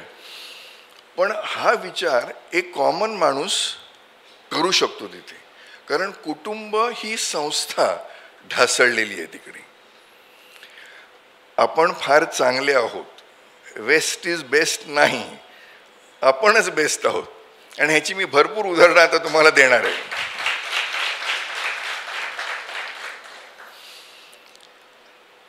टाटा हॉस्पिटलमध्ये एखादा पेशंट आला की बरोबर कमीत कमी 4 रिलेटिव्ह असतात. कमीत कमी 4 रिलेटिव्ह.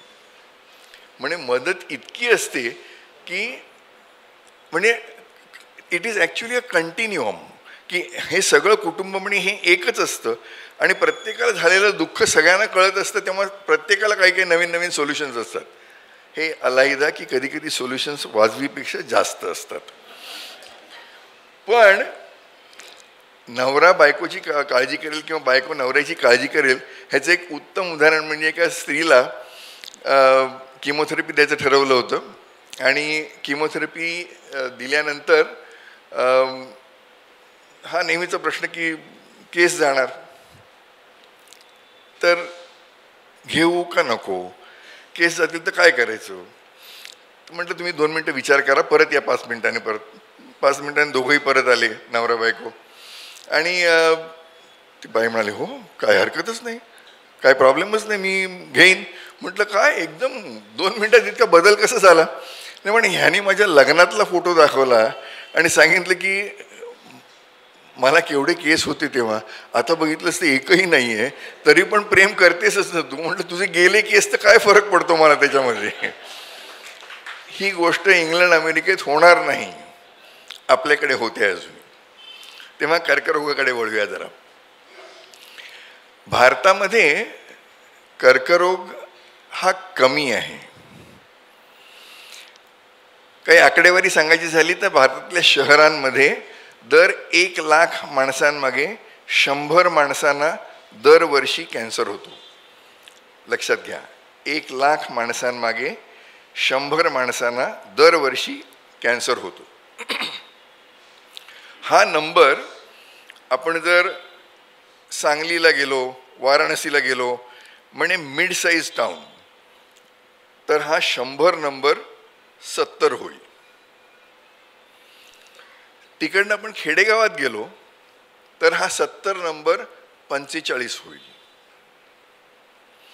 आणि इकडनं जर आपण अमेरिकेला गेलो तर हा 45 नंबर 350 होईल. दर 1 लाख माणसामागे 350 माणसांना कर्करोग होतो इंग्लंड अमेरिकेमध्ये. आपल्याकडे शहरांमध्ये 100, मिड साईज टाउनमध्ये 65 ते 70 आणि खेडेगावामध्ये 45. तुम्ही म्हणाल खेडेगावामध्ये माणसं दगावत पण असेल कॅन्सरहून, मला माहीत पण नसेल, कसं काय सांगू शकता की कर्करोग कमी आहे. पण भारतामध्ये 5 rural cancer registries Tata hospital चालवतं आणि ह्या 5ही रजिस्ट्रीजमध्ये कर्करोगाचं प्रमाण 45 ते 50 आहे. दर हाऊसहोल्डमध्ये प्रत्येक घरोघरी वर्षातनं एकदा आम्ही सर्व्हे घेतो ह्या ठिकाणचा की कोणाला कर्करोग झाला आहे का. एक अशी पण पद्धती आहे की कोणी दगावलं असेल ह्या वर्षभरामध्ये तर तो कशाने दगावला हे एक प्रोसेस आहे, त्याला व्हर्बल ऑटॉप्सी म्हणतात, की ज्याच्यावरनं आपल्याला 8-10 प्रश्न विचारून कळू शकते की कशामुळे माणूस दगावला असेल. आणि त्याचं करेक्ट वे की खरोखरच करेक्ट इन्फॉर्मेशन मिळते की नाही हे जवळजवळ 85 ते 90% प्रमाण आहे त्याचं. तेव्हा रिलायबल आहे. तेव्हा असं होत नाही की कॅन्सरने माणूस दगावतो आणि आपण डायग्नोसच करत नाही, असं बिलकुल नाही आहे. कर्करोगच कमी आहे. तेव्हा आपल्या खेडेगावात असं काहीतरी आहे की ज्यामुळे कर्करोग कमी आहे. बार्शीला स्तनाचा कर्करोगाचं प्रमाण दर 1 लाख स्त्रियांमागे 9 असं होतं आणि गेले 25 वर्ष ते 9 होतं. तेव्हा बिल मेलिंडा गेट्स फाउंडेशनने तिकडे जवळजवळ $10 लाख इन्व्हेस्ट केले. कशासाठी? की इथे कर्करोग का कमी आहे स्तनाचा आणि तो का कमी राहिला आहे आणि तिकडनं काही ते एक्सपोर्ट करू शकतात का अमेरिकेला. म्हणजे त्यांना वाटतंय भारत चांगला आहे पण आपल्याला नाही, होय की नाही. आपण इथे जाऊन काहीतरी विकत घेणार एक टी शर्ट, त्याच्याऐवजी तो तिकडनं आणलेला टी शर्ट म्हणजे त्यांना थोडासा जास्तच नाही का. आणि मग हळूच त्याच्या मागे बघितलं तर बांगलादेशमध्ये केलेलं आहे किंवा व्हिएटनाममध्ये केलेलं आहे किंवा भारतातच केलेलं आहे, पण ते काय बोलायचं नाही जास्त, तिकडनं आलं आहे. तेव्हा अजून गुलामी आपल्या रक्तात आहे. पण एक लक्षात घ्यायला पाहिजे की west is not the best. हे जे कर्करोग कमी आहेत आपल्याकडे ह्याच्यापैकी जवळजवळ 2/3 कर्करोग 66 ते 67% कर्करोग प्रिव्हेंटेबल आहेत. ते आपण होऊ नये प्रतिबंधक उपाय त्याच्यावर आहेत. जवळजवळ 40% कर्करोग तंबाखूमुळे होतात आणि आपण तंबाखू अगदी लांब जाऊन कुठेतरी दुकानातनं पण घेऊ शकतो. घरी दूधवाला येतो सगळे ते सर्व ठीक आहे, पण आपण पॉयझन घ्यायला मात्र 10 कोस चालून ते विकत घेऊ आणि घेऊ. आणि मेजॉरिटी गोष्टीमध्ये असं असतं की मी घेतोय पण मला होणार नाही आहे, कोणाला तरी दुसऱ्याला झालं ती गोष्ट वेगळी. हे अशाच एका इंटरॅक्शनमध्ये डोंबिवलीला एका शिक्षकाने मला प्रश्न विचारला होता की जॉर्ज बर्नार्ड शॉ कधीही तंबाखू वापरायचे नाहीत, अल्कोहोल पण घ्यायचे नाहीत, आणि ते असेच वयाच्या 84व्या वर्षी वारले. आणि विन्स्टन चर्चिल हे कंटिन्युअसली चिरूट ओढायचे, त्यांना निद्रानाशाचा रोग होता, त्यामुळे ते रात्रभर पण तेच करायचे, तरीसुद्धा ते 84व्या वर्षी वारले. हे कसं काय? त्याच्यावर माझं एकच उत्तर असायचं की तुम्ही 3ऱ्या मजल्यावरनं 10 लोकांनी उडी मारली तर त्यातला एखादा जिवंत राहील. That doesn't make jumping from 3rd floor safe. आता ह्या उपर तुम्हाला उड्या मारायच्याच असतील तर मारा, माझं काय हे नाही त्याच्यामध्ये. पण महत्त्वाची गोष्ट अशी की ज्यांना तंबाखूचं व्यसन आहे त्यांना कमीत कमी त्यांच्या आयुष्याची कमीत कमी 10 वर्ष कमी होतात आणि ॲव्हरेज 17 वर्ष कमी होतात. ज्यांचं जे एक्सपेक्टेड लाईफ आहे त्याच्यापेक्षा 17 वर्ष कमी होतात. आणि तंबाखूमुळे फक्त कर्करोगच नाही तर heart attack, stroke, hypertension, name the things, म्हणजे आपली जे कॉमन डिझिजेस आहेत ते सगळे तंबाखूमुळे होतात, ॲक्टिव्ह किंवा पॅसिव्ह. क्लोज स्पेसमध्ये दुसरं कोणीतरी ओढतंय पण आपल्याला त्रास होऊ शकतो याचा तितक्याच प्रमाणात, आणि हा त्रास स्त्रियांना जास्तीत जास्त प्रमाणात होतो. म्हणजे जर एक्स अमाऊंट ऑफ तंबाखूने जर 10 माणसांना 10 पुरुषांना कर्करोग होणार असेल तर तेवढ्याच एक्स एक्सपोजरने जवळजवळ 20 स्त्रियांना कर्करोग होऊ शकतो, किंवा त्याच्या अर्ध्या एक्सपोजरने तितक्या स्त्रियांना कर्करोग होऊ शकतो. तेव्हा ह्याची काळजी घेणं फार महत्त्वाचं आहे. वेगवेगळ्या प्रकारे आपण हे करतो परंतु तितकंसं इफेक्टिव्ह नाही आहे. ह्याच्यासाठी आपल्या अख्ख्या भारतामध्ये टोबॅको फार कमी आहे, तंबाखू फार कमी वापरला जातो. जो काही वापरला जातो तो असा चावून खाण्यासारखा तंबाखू, म्हणजे काय म्हणतात त्याला ते, हां गुटखा किंवा मशेरी किंवा वेगवेगळ्या पानामध्ये घालून तंबाखू, हे सगळे वेगवेगळ्या प्रकारे तंबाखूचं सेवन करतात आणि त्यामुळे आपल्याकडे ओरल कॅन्सर जास्तीत जास्त प्रमाणात आहे. सरकारकडे बऱ्याच वेळा आपण लिहून पाठवलेलं आहे की एक काहीतरी डेडलाईन ठेवा की 10 वर्षानंतर 0 टोबॅको प्रोडक्शन, की तंबाखूची लागवडच होता कामा नये, की 10 वर्षांनी सगळं बंद झालं पाहिजे. आणि त्याच्यासाठी आपल्याला आपल्या जे शेतकरी बंधू आहेत त्यांना काहीतरी ऑल्टरनेट कॅश क्रॉप द्यायला पाहिजे, कारण तंबाखूचं परचेस आज इंडस्ट्री 2 इयर्स इन ॲडव्हान्स देते. आपल्या ह्यांना शेतकऱ्यांना 2 वर्ष आधी त्याचे पैसे मिळतात की तुम्ही 2 वर्षानंतर आम्हाला एवढे हे देणार आहात. न अशा प्रकारचे इन्सेंटिव्ह दुसऱ्या कोणत्याही पिकाला नाही आहे, त्यामुळे प्रोडक्शन तसंच राहणार, चालूच राहणार. पण काहीतरी करणं भाग आहे. आणि ह्या बऱ्याच लोकांना, शेतकऱ्यांना हे पण माहिती आहे की हे प्रॉब्लेमॅटिक आहे. एक 15-20 वर्षापूर्वी भारतामध्ये सगळ्यात जास्तीत जास्त तंबाखूचं प्रोडक्शन करणारा जो जिल्हा होता तो खेडा म्हणून होता, खेडा गुजरातमधला. तिथे आम्ही अँटी टोबॅको ड्राईव्हसाठी गेलो होतो आणि असंच वेगवेगळ्या गोष्टी समजावून सांगायचा प्रयत्न केला. अशी भयानक पिक्चर्स ज्याच्यामध्ये तंबाखूचे कर्करोग झालेले अशी दाखवली. सगळ्यात शेवटी एक अगदी वयस्कर म्हातारा मनुष्य, he must be in his 80s, एक शेतकरी होता. तो उठून म्हणाला, म्हणे आम्हाला माहिती आहे हे वाईट आहे म्हणे. जेव्हा मी लहान होतो तेव्हा तंबाखू हे कुंपण म्हणून लावलं जायचं.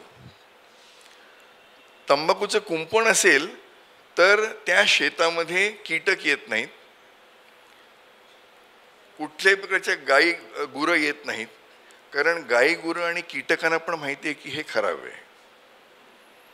पण आपल्याला नाही. म्हणा, आणि त्याने असाच शब्द वापरला की ह्या कुंपणाने शेत खाऊन टाकलेलं आहे. परंतु हे सगळ्या सांगण्याच्या गोष्टी चांगल्या असतात, पण फायनली काय, आपण काहीतरी करायला पाहिजे यासाठी. त्यासाठी सरकार दर वर्षानुवर्षाला टॅक्सेस वाढवतं. त्या टॅक्सेसमुळे 1-2 महिन्यासाठी खप कमी होतो, परत दुपटीने वाढतो आणि वर्षभराचा खप आहे तेवढाच राहतो. इफ ॲट ऑल इन्फ्लेशनप्रमाणे तो पण वाढत असतो दर वर्षाला. आणि जवळजवळ 30% कर्करोग भारतातले ओरल कॅन्सर आणि थ्रोट कॅन्सर ह्याच्यामुळे होतात, ज्याच्यामध्ये क्युअर रेट्स कमी आहेत, कारण लोक फार उशिरा येतात आपल्याकडे. तंबाखू, दुसरी महत्त्वाची गोष्ट, वेगवेगळ्या प्रकारची इन्फेक्शनमुळे बरेचसे कर्करोग आपोआपच कमी होत आहेत. इन्फेक्शनमुळे होणारे कर्करोग, HPV आहे, HPV हल्ली व्हॅक्सिनेशन आलेलं आहे, मी त्याच्याबद्दल जास्त काही बोलणार नाही. परंतु गर्भाशय मुखाचा कर्करोग, ओरल कॅन्सरसुद्धा त्याच्यामुळे होऊ शकतो. असे बरेचसे कॅन्सर आहेत की जे HPVमुळे होतात. सिमिलरली आपल्या नॉर्थ ईस्टर्न रिजनमध्ये आसाम आणि 7 सिस्टर्स, त्या 7 स्टेट्स जे आहेत त्याच्यामध्ये नेझोफॅरिंग्सचा कॅन्सर आहे, म्हणजे आपल्या घशाच्या मागचा भाग आहे त्याचा एक कॅन्सर होतो. तो पण एका व्हायरसमुळे होतो. आणि तो व्हायरस इम्प्रॉपरली प्रिझर्वड मीट, जे मटण जर आपण नीट प्रिझर्व केलं नाही तर त्या मटणामध्ये तो येऊ शकतो. जर तुम्ही एखाद्या किचनमध्ये गेलात नॉर्थ ईस्टला, आसामला, तर बऱ्याचशा किचनमध्ये ते एक वेगळ्या प्रकारे मटण खातात. आणि ते प्रकार म्हणजे स्मोक्ड मीट. स्मोक्ड मीट जगभर खाल्लं जातं, पण कुठेही नेझोफॅरिंजियल कॅन्सर होत नाही, पण आसाममध्ये होतो.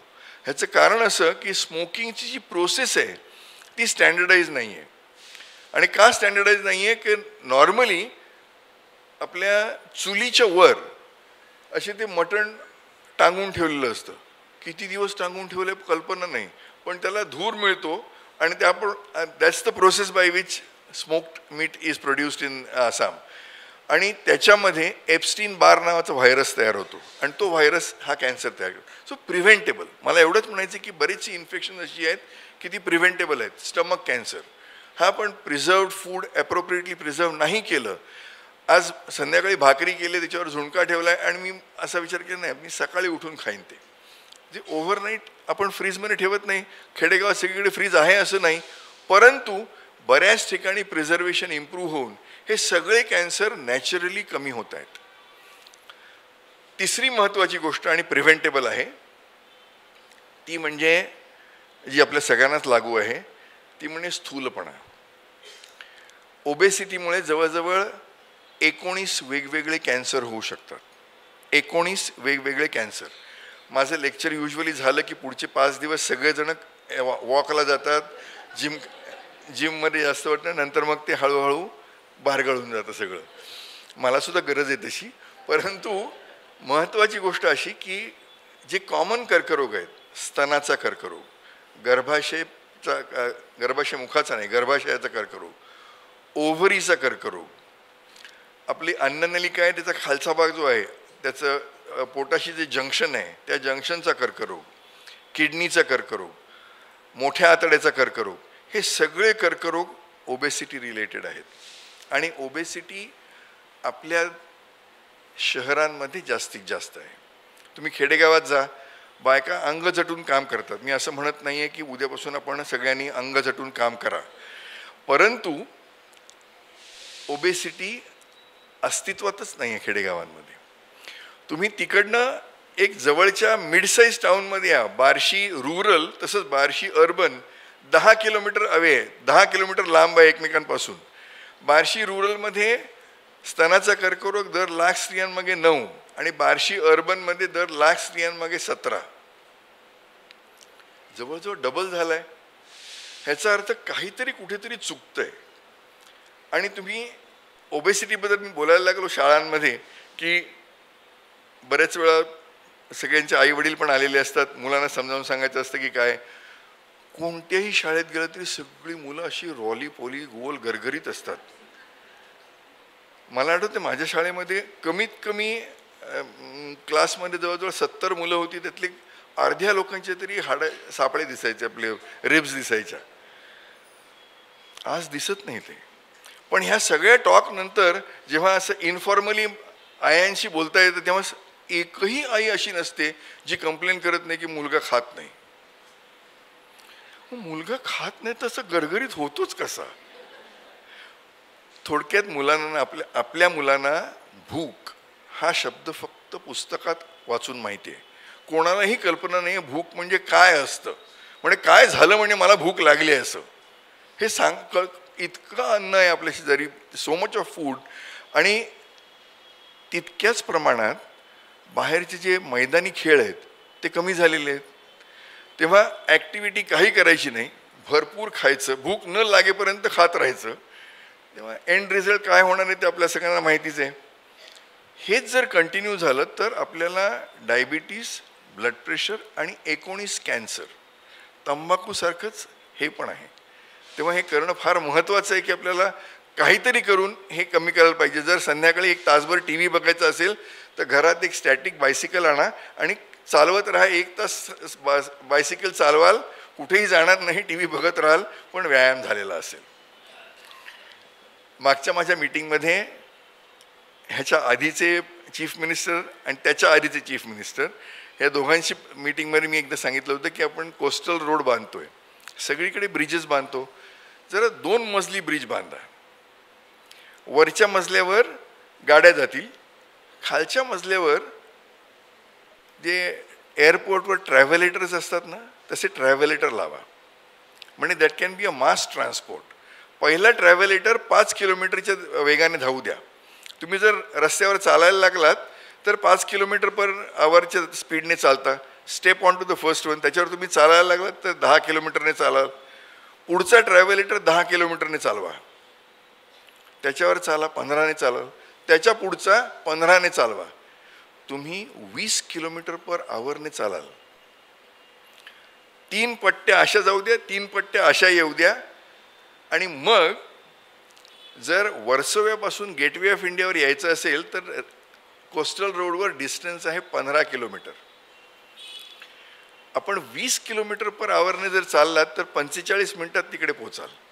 उत्तम एक्सरसाइज, समुद्राची सुंदर हवा, कुठल्याही प्रकारचा रोग नाही आणि कुठल्याही प्रकारचं प्रदूषण पण नाही.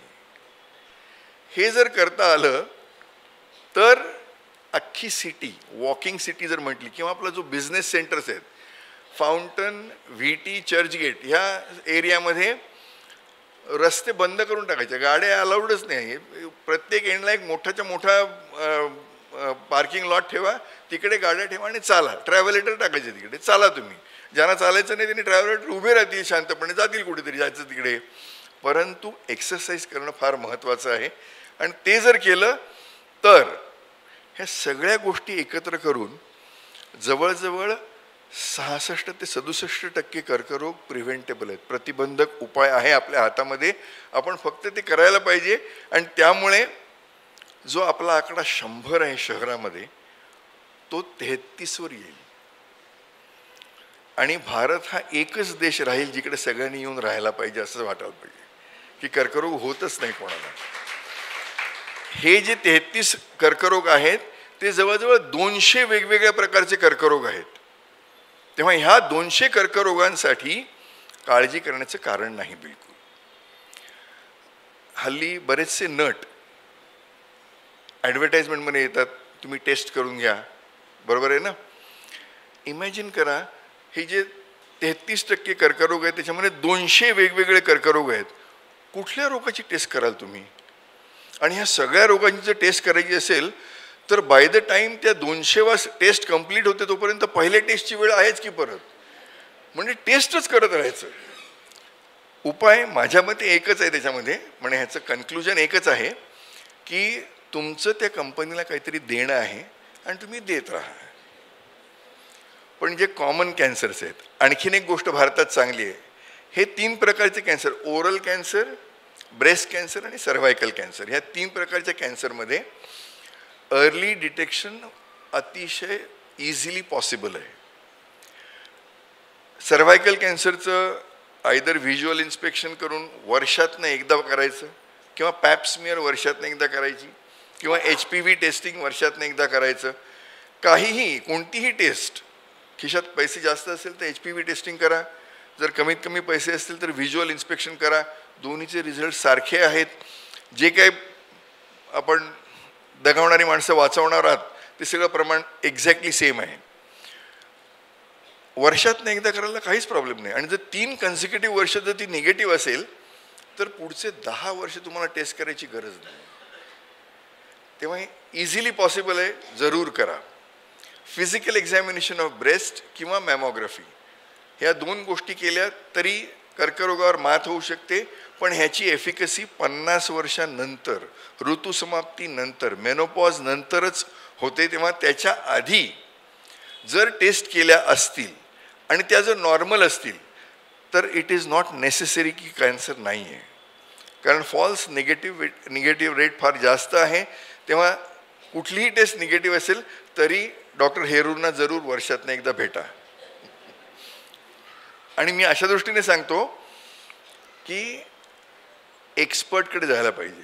वाण्याकडे जाऊन औषध मागू नका. जिकडे जाल तिकडे विचारा ते डॉक्टरला की तुम्ही स्क्रीनिंग फिजिकल एक्झामिनेशन देता का, करता का.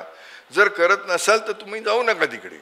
कारण हे सिम्पल गोष्ट आहे. करत नसतील तर जाण्यात काही पॉईंट नाही आहे. आणि ह्याचं चांगलं उदाहरण म्हणजे स्टुडंट संपल्यानंतर, सर्जरीची एक्झाम संपल्यानंतर जेव्हा मी क्लिनिकमध्ये आलो तेव्हा मला सडनली जाणवलं की कोणीतरी माझ्याकडे येतं की मला इथे गाठ आहे. माझं 90% काम झालेलं आहे त्याच्यामध्ये, कुठे काय ॲबनॉर्मॅलिटी कळलेलं आहे. पण स्क्रीनिंगसाठी जी स्त्री येते तिला असलं काही नसतं. जेव्हा my examination is unguided and I need to be expert in an unguided examination, तेव्हा जे माणसं अशी टेस्ट देतात त्यांच्याकडे जाऊन हे करून घ्या किंवा एक मॅमोग्राफी करा. दोन्ही गोष्टी इक्वली इफेक्टिव्ह आहेत. आणि तिसरं, जे तंबाखू खाणारे आहेत त्यांनी ओरल एक्झामिनेशन एकदा तरी करून घ्यायची. ह्या तिन्ही गोष्टी जर केल्या आणि जर स्टेज 1मध्ये डायग्नोसिस झालं तर जवळजवळ 80 ते 90 ते 95% चान्सेस आहेत की हा कर्करोग परत कधीही त्रास देणार नाही आहे. 1 मिनिट विचार करा, आज कोणाला डायबिटीज झाला किंवा हायपरटेन्शन झालं तर काय म्हणतो, काय रिॲक्शन असते आपली? काय डायबिटीज आहे, मी औषध घेईन. किंवा ब्लड प्रेशर वाढले, जाऊन औषध चालू कर. आयुष्यभर औषध घ्यायचं त्याचं. आणि जसजसे वर्ष जातील तसतसे ह्या रोगाने दगावण्याची चान्सेस वाढत जातात. तेव्हा जर कोणाला ब्लड प्रेशर 45 वर्षी डायग्नोज झालं तर 55 वर्षापर्यंत दगावण्याची पॉसिबिलिटी इज जवळजवळ 30 ते 40%. पण आपण ह्याच्यासाठी घाबरतो का? नाही घाबरत. पण कर्करोग म्हटलं की धावायला लागते इकडे. महत्त्वाची गोष्ट अशी की कर्करोग झालेली माणसं जी दगावतात ती पहिल्या 3 ते 4 वर्षात दगावतात. आणि ब्लड प्रेशरने दगावणारी माणसं 20 ते 25 ह्या वर्ष सुरू केल्यानंतर तेव्हा दगावतात. तेव्हा मनात असा विचार येत नाही की मी जी गोष्ट गेले 20 वर्ष करतोय ती मला कशी मारेल. आणि म्हणून आपण ह्याचा विचार करत नाही. जर आज लूज मोशन झालं तर ताबडतोब म्हणलं काल कुठे पावभाजी खाल्ली, होय की नाही. मनात विचार होतो की काल, पण काल आणि आज, कॉज आणि इफेक्ट हे जेव्हा जवळजवळ असतात तेव्हा डोक्यात बरोबर बसतं की ह्याच्यामुळे झालंय. पण हे डिस्टन्स जर वाढत गेलं तर ह्युमन माइंड कॅनॉट परसीव्ह की ह्याच्यामुळे झालेलं आहे म्हणून. आणि म्हणून मी जसं सुरुवातीला सांगितलं तसं मी स्मोकिंग करतो पण मला होणार नाही, त्याला झालेलं आहे. अशा डिनायलमध्ये एक्झॅक्टली सेम डिनायल की मला कर्करोग का झाला, तशात अगदी तसाच प्रकार आहे तो. परंतु आपली रिॲक्शन काय आहे हे आपण जर जाणून घेतलं आणि जर ती थोडीशी ट्विक केली तर बऱ्याचशा गोष्टी पॉझिटिव्ह होऊ शकतात. आणि याचं आणखीन एकच उदाहरण देऊन मी माझं भाषण संपवेन. अशीच एका स्त्रीला डायग्नोसिस दिलं आणि ती धाय मोकळून रडायला लागली माझ्या टेबलवरच. मग मी त्या नवऱ्याला सांगितलं, म्हटलं तुम्ही 1-2 मिनटं बसा. आणि मग 10-15 मिनटं त्या बाई बाहेर गेल्या आणि 15 मिनटांनी परत आल्या. तेव्हा शी वॉज स्माइलिंग. म्हटलं काय चमत्कार झाला, 15 मिनटं तुम्ही बाहेर बसून कोणाशी दुसरे पेशंटशी बोलल्या की काय आजूबाजूला बसलेल्या. तर त्या बाई म्हणाले की तुमच्या कन्सल्टिंगच्या बाहेर लिहिलं होतं की दर 23 स्त्रियांमागे एकीला भारतात कर्करोग होईल. मला सडनली जाणवलं की मला झाल्यामुळे 22 लोकांना होणार नाही. मला झाल्यामुळे काय बदललं होतं? त्या स्त्रीला काहीही बदललं नव्हतं. पण त्याच गोष्टीकडे ग्लास अर्धा भरलेला आहे की अर्धा रिकामा आहे बघण्याची वृत्ती त्यांनी बदलली आणि तो बदलल्यानंतर सक्सेसफुली ट्रीटमेंट आणि आज तागायत मला भेटायला येतात त्या एकाच गोष्टीमुळे. पॉझिटिव्ह थिंकिंग, सुंदर आशावाद आपल्याला कुठल्या कुठे नेऊ शकतो. त्यासाठी कोणतेही नावाड्याची गरज नसते. Thank you so much.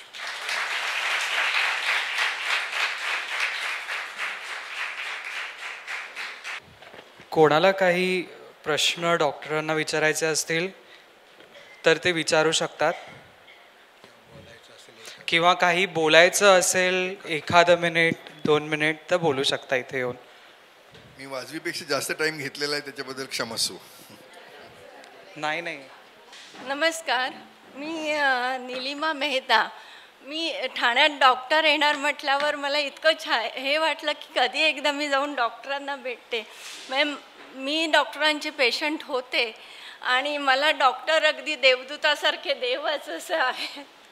त्यांच्याकडे बघितल्यावरच खूप धीर येतो आणि माझ्या बाबतीत पण तसंच घडलं. तर मी माझं जे मनोगत आहे थोडंसं ते तुम्हाला वाचून दाखवते.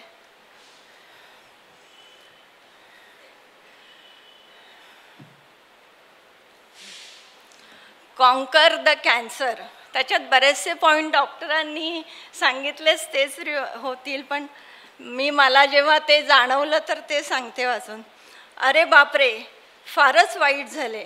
आपल्या ओळखीत, आपल्या आसपास कोणाला कॅन्सर झाला हे कळल्यावर आपल्या तोंडातून हे शब्द आपसुकच बाहेर पडतात. त्यातूनही आपल्या घरातल्या जवळच्या व्यक्तीला झाला तर सगळे घरच हादरून जाते. इतक्या वर्षापासून कॅन्सर होतोय, पण लोकांच्या मनातली भीती तसूभरही कमी झाली नाही. आणि तेही बरोबरच आहे. कॅन्सर हा आजार आहेच तसा. त्याची ट्रीटमेंट आणि पूर्णपणे बरी होण्याची अनिश्चितता यामुळे माणसे घाबरून जातात. पूर्ण कुटुंब भरडून निघते. मला तर मनापासून असे वाटते की वरती एक अदृश्य चक्र फिरत असते. रशियन रुले म्हणा. त्याचा काटा जसा कुठल्याही नंबरवर येऊन थांबतो तसेच या कॅन्सरच्या चक्राचे आहे. त्याचाही काटा कोणाच्या डोक्यावर येऊन थांबेल हे अजिबात सांगता येत नाही, फक्त व्यसनामुळे झालेला कॅन्सर सोडून. त्यामुळे पहिली गोष्ट, मुख्य गोष्ट म्हणजे कॅन्सरचे निदान झाल्यावर तो मलाच का झाला, कशामुळे झाला, मी काय कोणाचे वाईट केले असा विचार करायचा नाही. आहे हे असं आहे याचा स्वीकार करायचा. Acceptance is the first step. त्यामुळे एकदा का आपण हे आव्हान स्वीकारलं की आपल्याला पुढचे मार्ग दिसतात. पूर्ण ताकदीने आपण लढा द्यायला सज्ज होतो आणि यात आपल्या कुटुंबाचा मोठा हात असतो. तुमचे कुटुंब तुमच्या पाठीशी उभे असेल तर तुम्ही खंबीरपणे या सगळ्याला तोंड देता. शेवटी आपली माणसं, मित्रमंडळ हीच आपली खरी ताकद असते. कॅन्सरचा लढा हा 2 पातळीवर असतो. एक शारीरिक, दुसरा मानसिक, किंबहुना अजून एक तिसरा मी म्हणेन तो म्हणजे सामाजिक. आपल्या आजूबाजूचे लोक. या आजाराविषयी कळताच लोक आपल्याकडे सहानुभूतीच्या नजरेने बघून कीव करू लागतात. त्यामुळे जर आपण अधिकच खचतो किंवा हा आजार लपवून ठेवण्याचा प्रयत्न करतो. पण लपवून ठेवायला हा काही संसर्गजन्य आजार नव्हे किंवा काही वाईट गोष्ट केली म्हणून होत नाही. आपणच धीराने, मनमोकळेपणाने स्वीकार केला तर पुढची प्रक्रिया अजून सुलभ होते. कॅन्सरचे निदान जितके लवकर होईल तेवढे चांगले आणि त्याकरता वेळच्या वेळी मेडिकल चेकअप तसेच आपल्या शरीरात होणाऱ्या कोणत्याही बारीक सारीक बदलांकडे डोळसपणे पाहायला हवे. कॅन्सर किती पूर्णपणे बरे होण्यासाठी या दिव्यातून जावे लागते. जवळजवळ 9 महिने ही ट्रीटमेंट चालू असते. आपला पुनर्जन्मच होतो.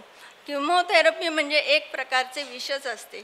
अशा विषामुळे कॅन्सरच्या पेशी मारल्या जातात, तशी प्रतिकारशक्ती पण कमी होते. तोंडाला चव राहत नाही, केस गळून घेतात. प्रत्येक वेळेस किमोचा डोस घेताना स्वतःला बजावायचे की हे औषध आहे ते माझ्या चांगल्यासाठीच आहे, यामुळे मी पूर्णपणे बरी होणार आहे. पॉझिटिव्ह थिंकिंग हे खूप महत्त्वाचे आहे. तेथेच आपली अर्धी लढाई जिंकतो व आपले शरीर औषधाला खूप चांगला प्रतिसाद देते. त्याचबरोबर मानसिक आरोग्य, मानसिक बळसुद्धा टिकवणे अत्यंत आवश्यक आहे. त्याकरता प्राणायाम, मेडिटेशन, योग निद्रा व देवावर पूर्ण विश्वास सोबत मंत्र जप याचाही खूप फायदा होतो. आपले पॉझिटिव्ह थिंकिंग वाढायला चांगली मदत होते आणि आपल्या शरीराला आपणच बरे करतो. मी स्वतः या अनुभवातून गेली आहे आणि पूर्णपणे बरी झाली आहे. त्यामुळे वरील गोष्टी ठामपणे सांगू शकते. या लेखाच्या निमित्ताने मला अजून एक विशेष उल्लेख करायचा आहे, तो म्हणजे कॅन्सरवरील उपचारात खूप मोठे योगदान असलेल्या टाटा हॉस्पिटलचा, तेथील उपचार पद्धतीचा व तेथील सेवाभावी डॉक्टरांचा आणि डेडिकेटेड सेवक वर्गाचा. पूर्वी मला टाटा हॉस्पिटलचे नाव जरी काढले किंवा काही कारणाने तेथे जायला लागले तर नकोच ते टाटा हॉस्पिटल असे वाटायचे. पण आता मला ते मानवतेचे मंदिर वाटते. तेथून येता जाता हात जोडून नतमस्तक व्हावेसे वाटते. हे आपले हॉस्पिटल आहे अशी भावना होते. त्याविषयी कृतज्ञता वाटते. टाटासारखे रुग्णांची सेवा करणारे हॉस्पिटल आपल्याकडे आहे याचा अभिमान वाटतो.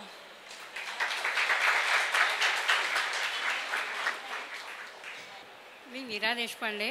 माझं ऑपरेशन 20 वर्षापूर्वी डॉक्टरांनी केलं. डॉक्टर म्हणजे देवदूत आहे. मला फक्त एकच वाक्य सांगितलं, आज मी ऑपरेशन करणार आहे, आज तू जेवतेस, उद्या जेवशील की नाही मला माहिती नाही, पण माझे विचार एकदम चांगले होते आणि त्याच्यामुळे मी आज तुमच्यासमोर उभी आहे. हे सगळं डॉक्टरांचं श्रेय आहे. अजून 1-2 प्रश्न आपण काही प्रश्न विचारायचे असतील या ना पुढे या ताई.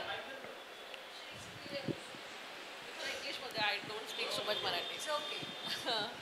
So, as your experience, what we hear nowadays, non-stick मध्ये नाही खायचं, plastic मध्ये नाही खायचं, artificial flavors, hair dyes, makeup. What about your views about this? आता हे सगळं कसं सगळीकडे खूप ॲडव्हर्टायझिंग, सोशल मीडिया म्हणजे खूप हाईप्ड असतं.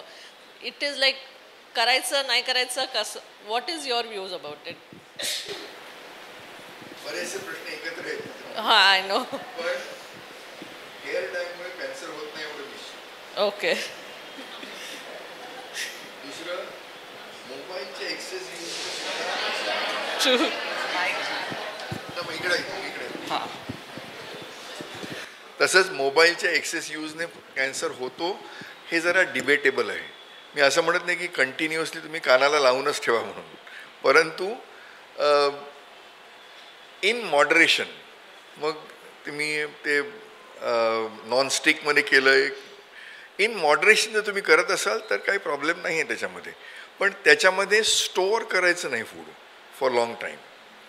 आणि कधीतरी लोखंडाची कढई वापरणं चांगलं असतं.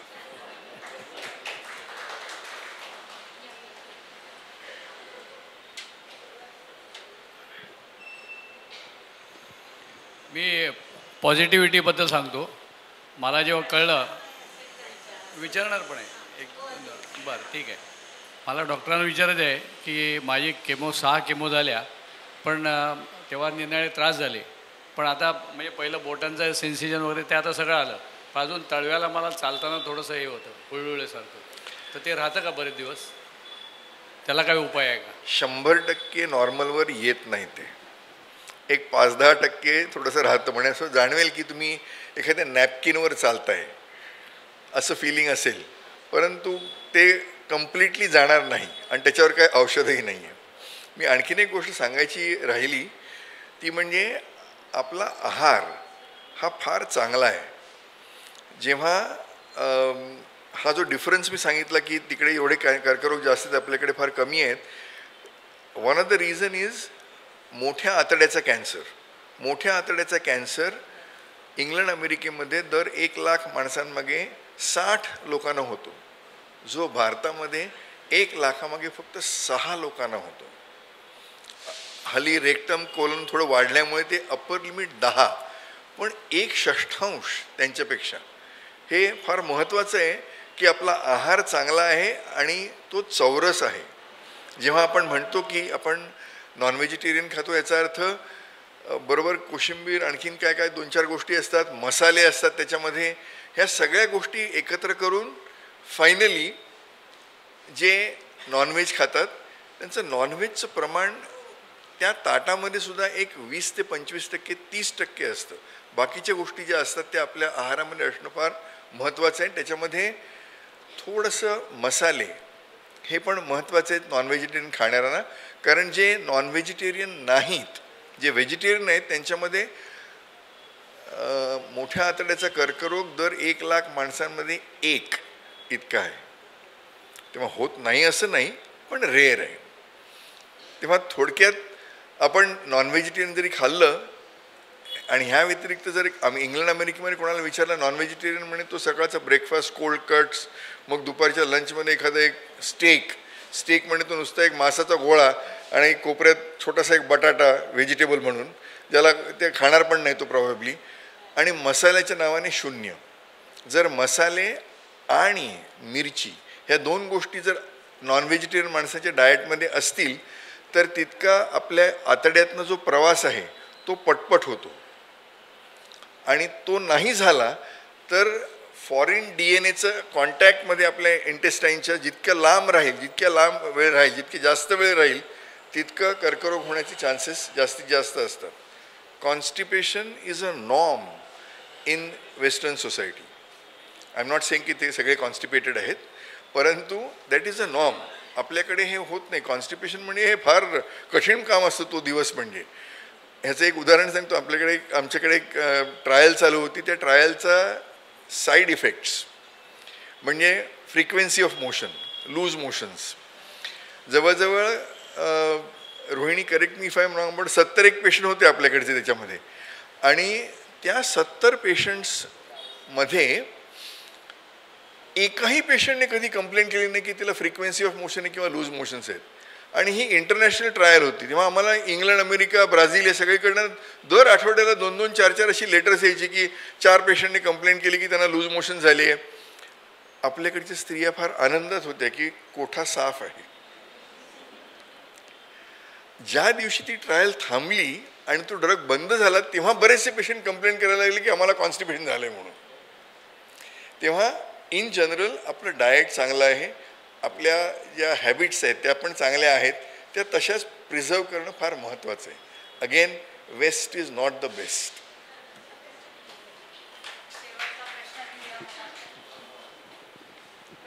नमस्कार डॉक्टर, मी संध्या गुप्ते आणि मी मॅथ्स शिकवायची. म्हणजे आता मी रिटायर झाले, पण so I am so happy to know that you got 100 on 100. आणि मला असे बरेच स्टुडंट्स यायचे की we are bio students, so we don't want to study maths so seriously. So तुमचं अभिनंदन. माझा प्रश्न असा आहे की आपण म्हणतो वेस्ट इज नॉट बेस्ट. तर वेस्टमध्ये आपण जेव्हा इथनं पाठवतो फ्रूट्स वगैरे, त्याच्यावर सिंगल काही डाग असला तरी ते रिजेक्ट होऊन परत येतं. पण हेच वेस्टमधनं आपण पेस्टिसाइड्स ते सगळं घेतो. आता पंजाबमधलं एक गाव जे आहे, जे कॅन्सर गाव म्हणतात, की ते पेस्टिसाइड्स वापरल्यामुळे तिथल्या कामगारांना, एकंदरीत पूर्ण गावामधल्या लोकांना कॅन्सर झालेला आहे. मग ते बॅन का नाही करू शकत गव्हर्नमेंट?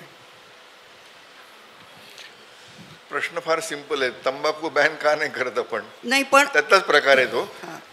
पेस्टिसाइड हे इस्ट्रोजेनिक असतात. फिमेल सेक्स हॉर्मोनचं स्ट्रक्चरली पेस्टिसाईडसारखे आहेत ते. आणि जर त्याचं प्रमाण एक्सेस झालं तर फेमिनायझेशन होतं मेलमध्ये आणि त्याचा एक्सेस विमेनमध्ये कॅन्सर होतं. So ovarian cancer, body uterus cancer, breast cancer, हे सगळे कॅन्सर त्याच्यामुळे होऊ शकतात. आणि थोडंफार अर्ली सिम्पटम्सबद्दल काही सांगू शकाल का? असं कॅन्सरचा early symptoms. Okay, thank you. Painless गाठ, काहीही दुखत नाही अशी एखादी गाठ शरीरातल्या कुठल्याही भागात असेल तर त्याचं निदान करणं फार जरुरी आहे. दुसरं ॲबनॉर्मल ब्लीडिंग, मग ते खोकल्यामध्ये असो, स्टूल्समध्ये असो, गुदद्वारा वाटे असो किंवा लघवीमध्ये असो, abnormal bleeding from any site. तिसरं न भरणारी जखम, मग ती चामडीवर असो, काळ्या रंगाची असो, साध्या रंगाची असो, तोंडामध्ये असो, कुठेही न भरणारी जखम हे एक सिम्पटम आहे. बाकीच्या गोष्टी मी जर सांगत राहिलो ना तर होणार एकच की पुढच्या महिन्याभरामध्ये प्रत्येकाला वाटेल की कॅन्सर झाला. मला हा माझा अनुभव आहे.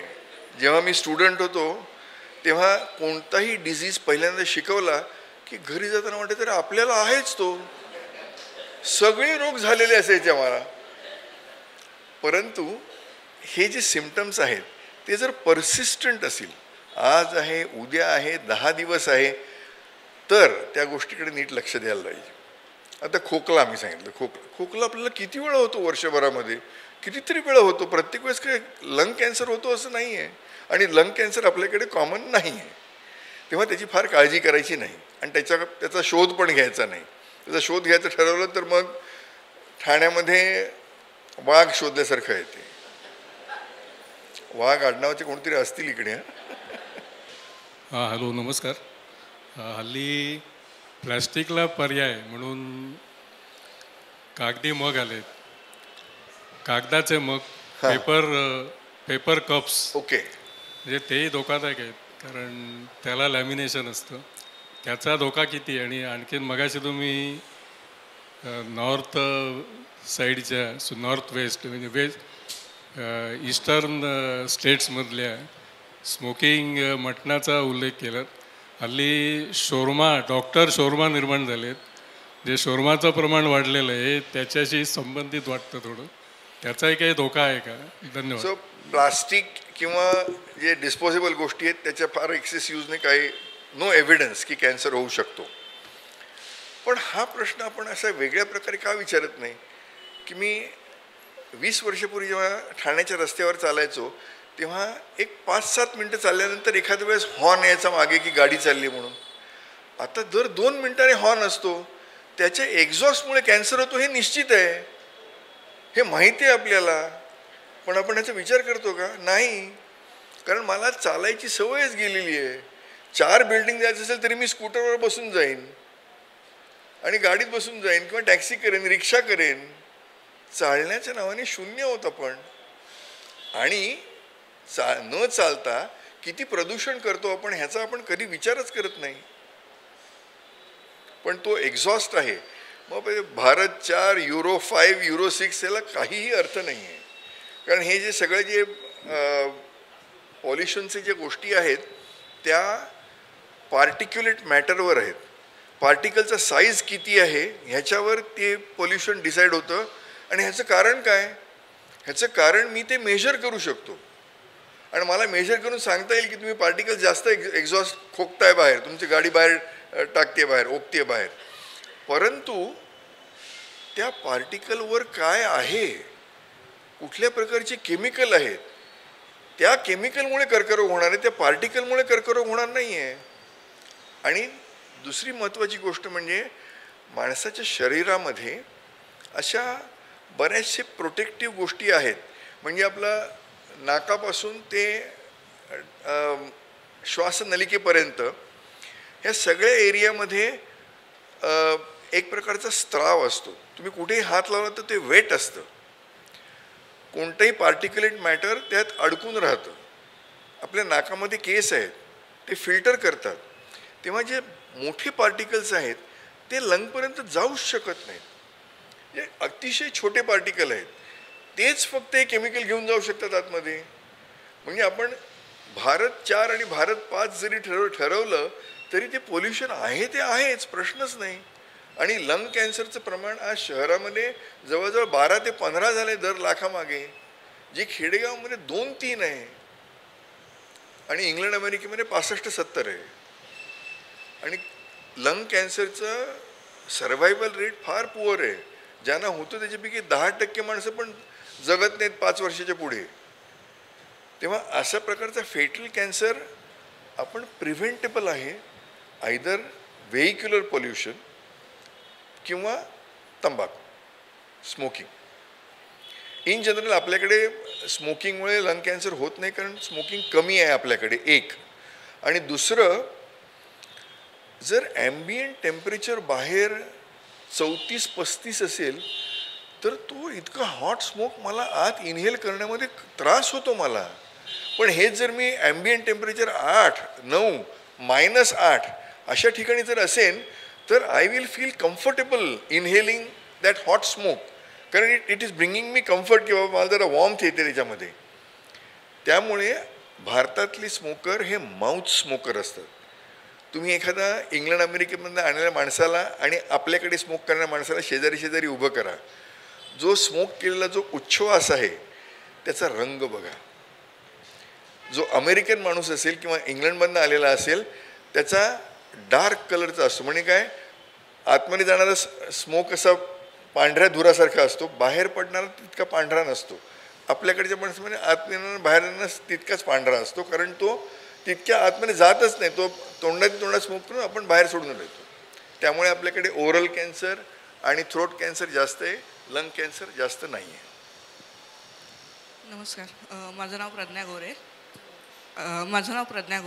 ॲक्च्युली मला विचारायचं होतं, मला 2022मध्ये माझं ट्रीटमेंट TMCमध्ये चालू आहे.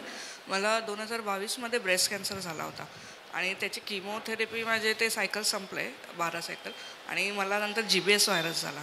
तर मी म्हणजे तेव्हा कोमामध्ये वगैरे असं पूर्ण व्हेंटिलेटर वगैरे ते झालं माझं पूर्ण. त्यानंतर ऑपरेशन झालं आणि पूर्ण रिकवर व्हायला मला लागले 1.5 वर्ष लागले पूर्ण.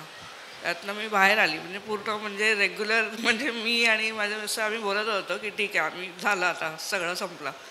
आणि आता मार्चमध्ये म्हणजे मी जॉब वर्क फ्रॉम होम पण चालू केला आणि मार्च म्हणजे अचानक माझं डोकं इथे दुखायला लागलं मागून, म्हणजे मला काहीच त्रास नव्हता त्याचा, काहीच. आणि त्याच दिवशी रात्री लगेचच आम्ही गेलो परत हॉस्पिटलला टाटामध्ये आणि तिथे MRI केलं. तेव्हा सांगितलं त्यांनी की ब्रेन ट्युमर झाला आहे म्हणून.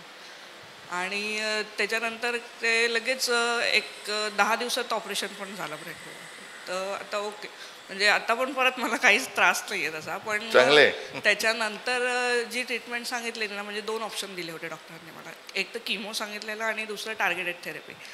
तर आम्ही विचारलं त्यांना की किमोमुळे मला आता आधीच्या ह्याच्यामध्ये मी सगळे म्हणजे जेव्हा मला बोलवायचे तेव्हा मी एक पण डेट पुढे मागे केली नाही, मी जायची. आणि पण मग त्याचा काहीच हे नाही झालं. तर मला डॉक्टर म्हणाले की टार्गेटेड थेरपी जास्त हे आहे पण कॉस्टली आहे. तर ठीक आहे बघू, मला तुम्ही फक्त कॉस्ट सर्टिफिकेट द्या, मी काहीतरी करेन, जसं होईल तसं कर. आता मी घेते, म्हणजे माझे 7 सायकल आता कंप्लीट झाल्या, गेल्या फ्रायडेला 7वं झालं. पण त्याच्यानंतर ना माझं म्हणजे बोटं, हात वगैरे जॉईंट्स खूप दुखायला. म्हणजे आता इथून मी आधार रेखामधून जाते ना रोज ह्याच्यामधून टॅक्सीमधून ठाण्यामधून बसून मी तिथे उतरते ना, मला उतरल्यावर चालायला थोडासा पण त्रास होतो, म्हणजे गेटपर्यंत जाईपर्यंत त्रास होतो. नंतर एकदा आतमध्ये गेली हॉस्पिटलमध्ये का मला जाणवत नाही, पूर्ण सगळी धावपळ मी एकटीच करते, मी एकटीच जाते नेहमी. तर पण मग असं का, म्हणजे आम्ही डॉक्टरांना पण विचारलं तर ते म्हणतात की ड्रग्समुळे होते. आणि परत आता काय होतं की 2-3 सायकल घेतल्यावर परत लिव्हरवर इफेक्ट होतो आहे. आता काल मी गेलेली, काल त्यांनी मला सांगितलं परत आता होल्ड करायला, 2-3 सायकल परत होल्ड करायला. ह्याच्याबद्दल आपण एकदा पर्सनली बोलायला पाहिजे. पण तुम्ही शूर आहात एवढं निश्चित, एवढ्या सगळ्या गोष्टीतून जाऊन सुद्धा तुम्ही एवढ्या गोष्टी बोलताय, दॅट्स क्रेडिटेबल. पण ह्याच्यावर उपाय आहेत आणि ते उपाय करण्यासारखे आहेत. मी तुम्हाला सांगेन, जर टाटामध्ये येणार असाल तर मला जरूर भेटा तिकडे. मी मंगळवार गुरुवार असतो तिकडे. आता मी अनिल हरोलीकर यांना विनंती करतो की त्यांनी आभार प्रदर्शनासाठी यावे. नमस्कार. आधार रेखा प्रतिष्ठानतर्फे मी सर्वप्रथम पद्मश्री डॉक्टर राजेंद्र बडवे यांचे आभार मानतो की त्यांनी आमच्या विनंतीला मान देऊन ते आज इथे आले. अतिशय सोप्या शब्दात, अतिशय सिंपल आणि व्यवस्थित शब्दामध्ये त्यांनी सांगितलं की कॅन्सरसाठी सगळ्यात महत्त्वाचं आहे की ते म्हणजे तुमची प्रतिक्रिया आणि ॲक्सेप्टन्स. आणि निलिमा मेहतानी पण सांगितलं की बेसिकली ह्या गोष्टी जर तुम्ही ॲक्सेप्ट केल्या आणि जी ट्रीटमेंट ॲक्सेप्ट केली आणि तुम्हाला जर कुटुंबाचा तुम्हाला जर सपोर्ट मिळाला तर यातून तुम्ही बाहेर येऊ शकता. तसंच त्यांनी बरीच आकडेवारी सांगितली, मी थोडी लिहून घेतली पण ती परत रिपीट करण्यात काय अर्थ नाही आहे. फक्त एवढंच सांगू इच्छितो की बेसिकली जर तुम्ही आपली जी जीवनशैली आहे ती जर व्यवस्थित सांभाळली आणि व्यायाम केला, उद्यापासून सगळे जातील असं ते म्हणाले तर मी पण जाईन, बहुतेक प्रयत्न करतो, तर नक्कीच आपल्या सगळ्यांना त्याचा फायदा होईल. आणि ह्या बऱ्याचशा गोष्टी प्रिव्हेंटेबल आहेत. त्यातल्या काय करायला पाहिजे काय नाही आहे त्यांनी सगळ्यांनी अतिशय चांगल्या शब्दात आपल्याला सांगितलेलं आहे. तर प्रत्येकाने कमीत कमी वर्षातून एकदा तरी बेसिक चेकअप करून घ्यावा अशी त्यांना विनंती करतो. आपण आधार रेखातर्फे कॅन्सर डिटेक्शन कॅम्प पण ऑर्गनाईज करत असतो. त्याची पण माहिती आपण सगळ्या लोकांना पोचवूया आणि हा अरविंद जोशी यांनी चालू केलेला उपक्रम पुढे जाईल याची आपण काळजी घेऊया.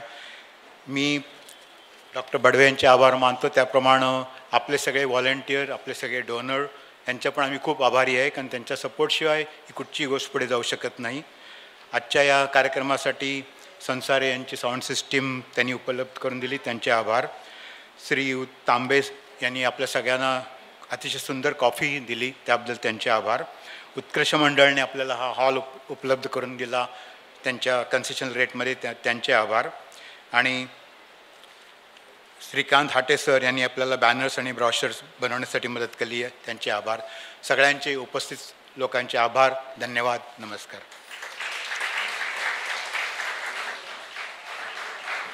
आजचा कार्यक्रम संपन्न झाला हे जाहीर करतो. धन्यवाद.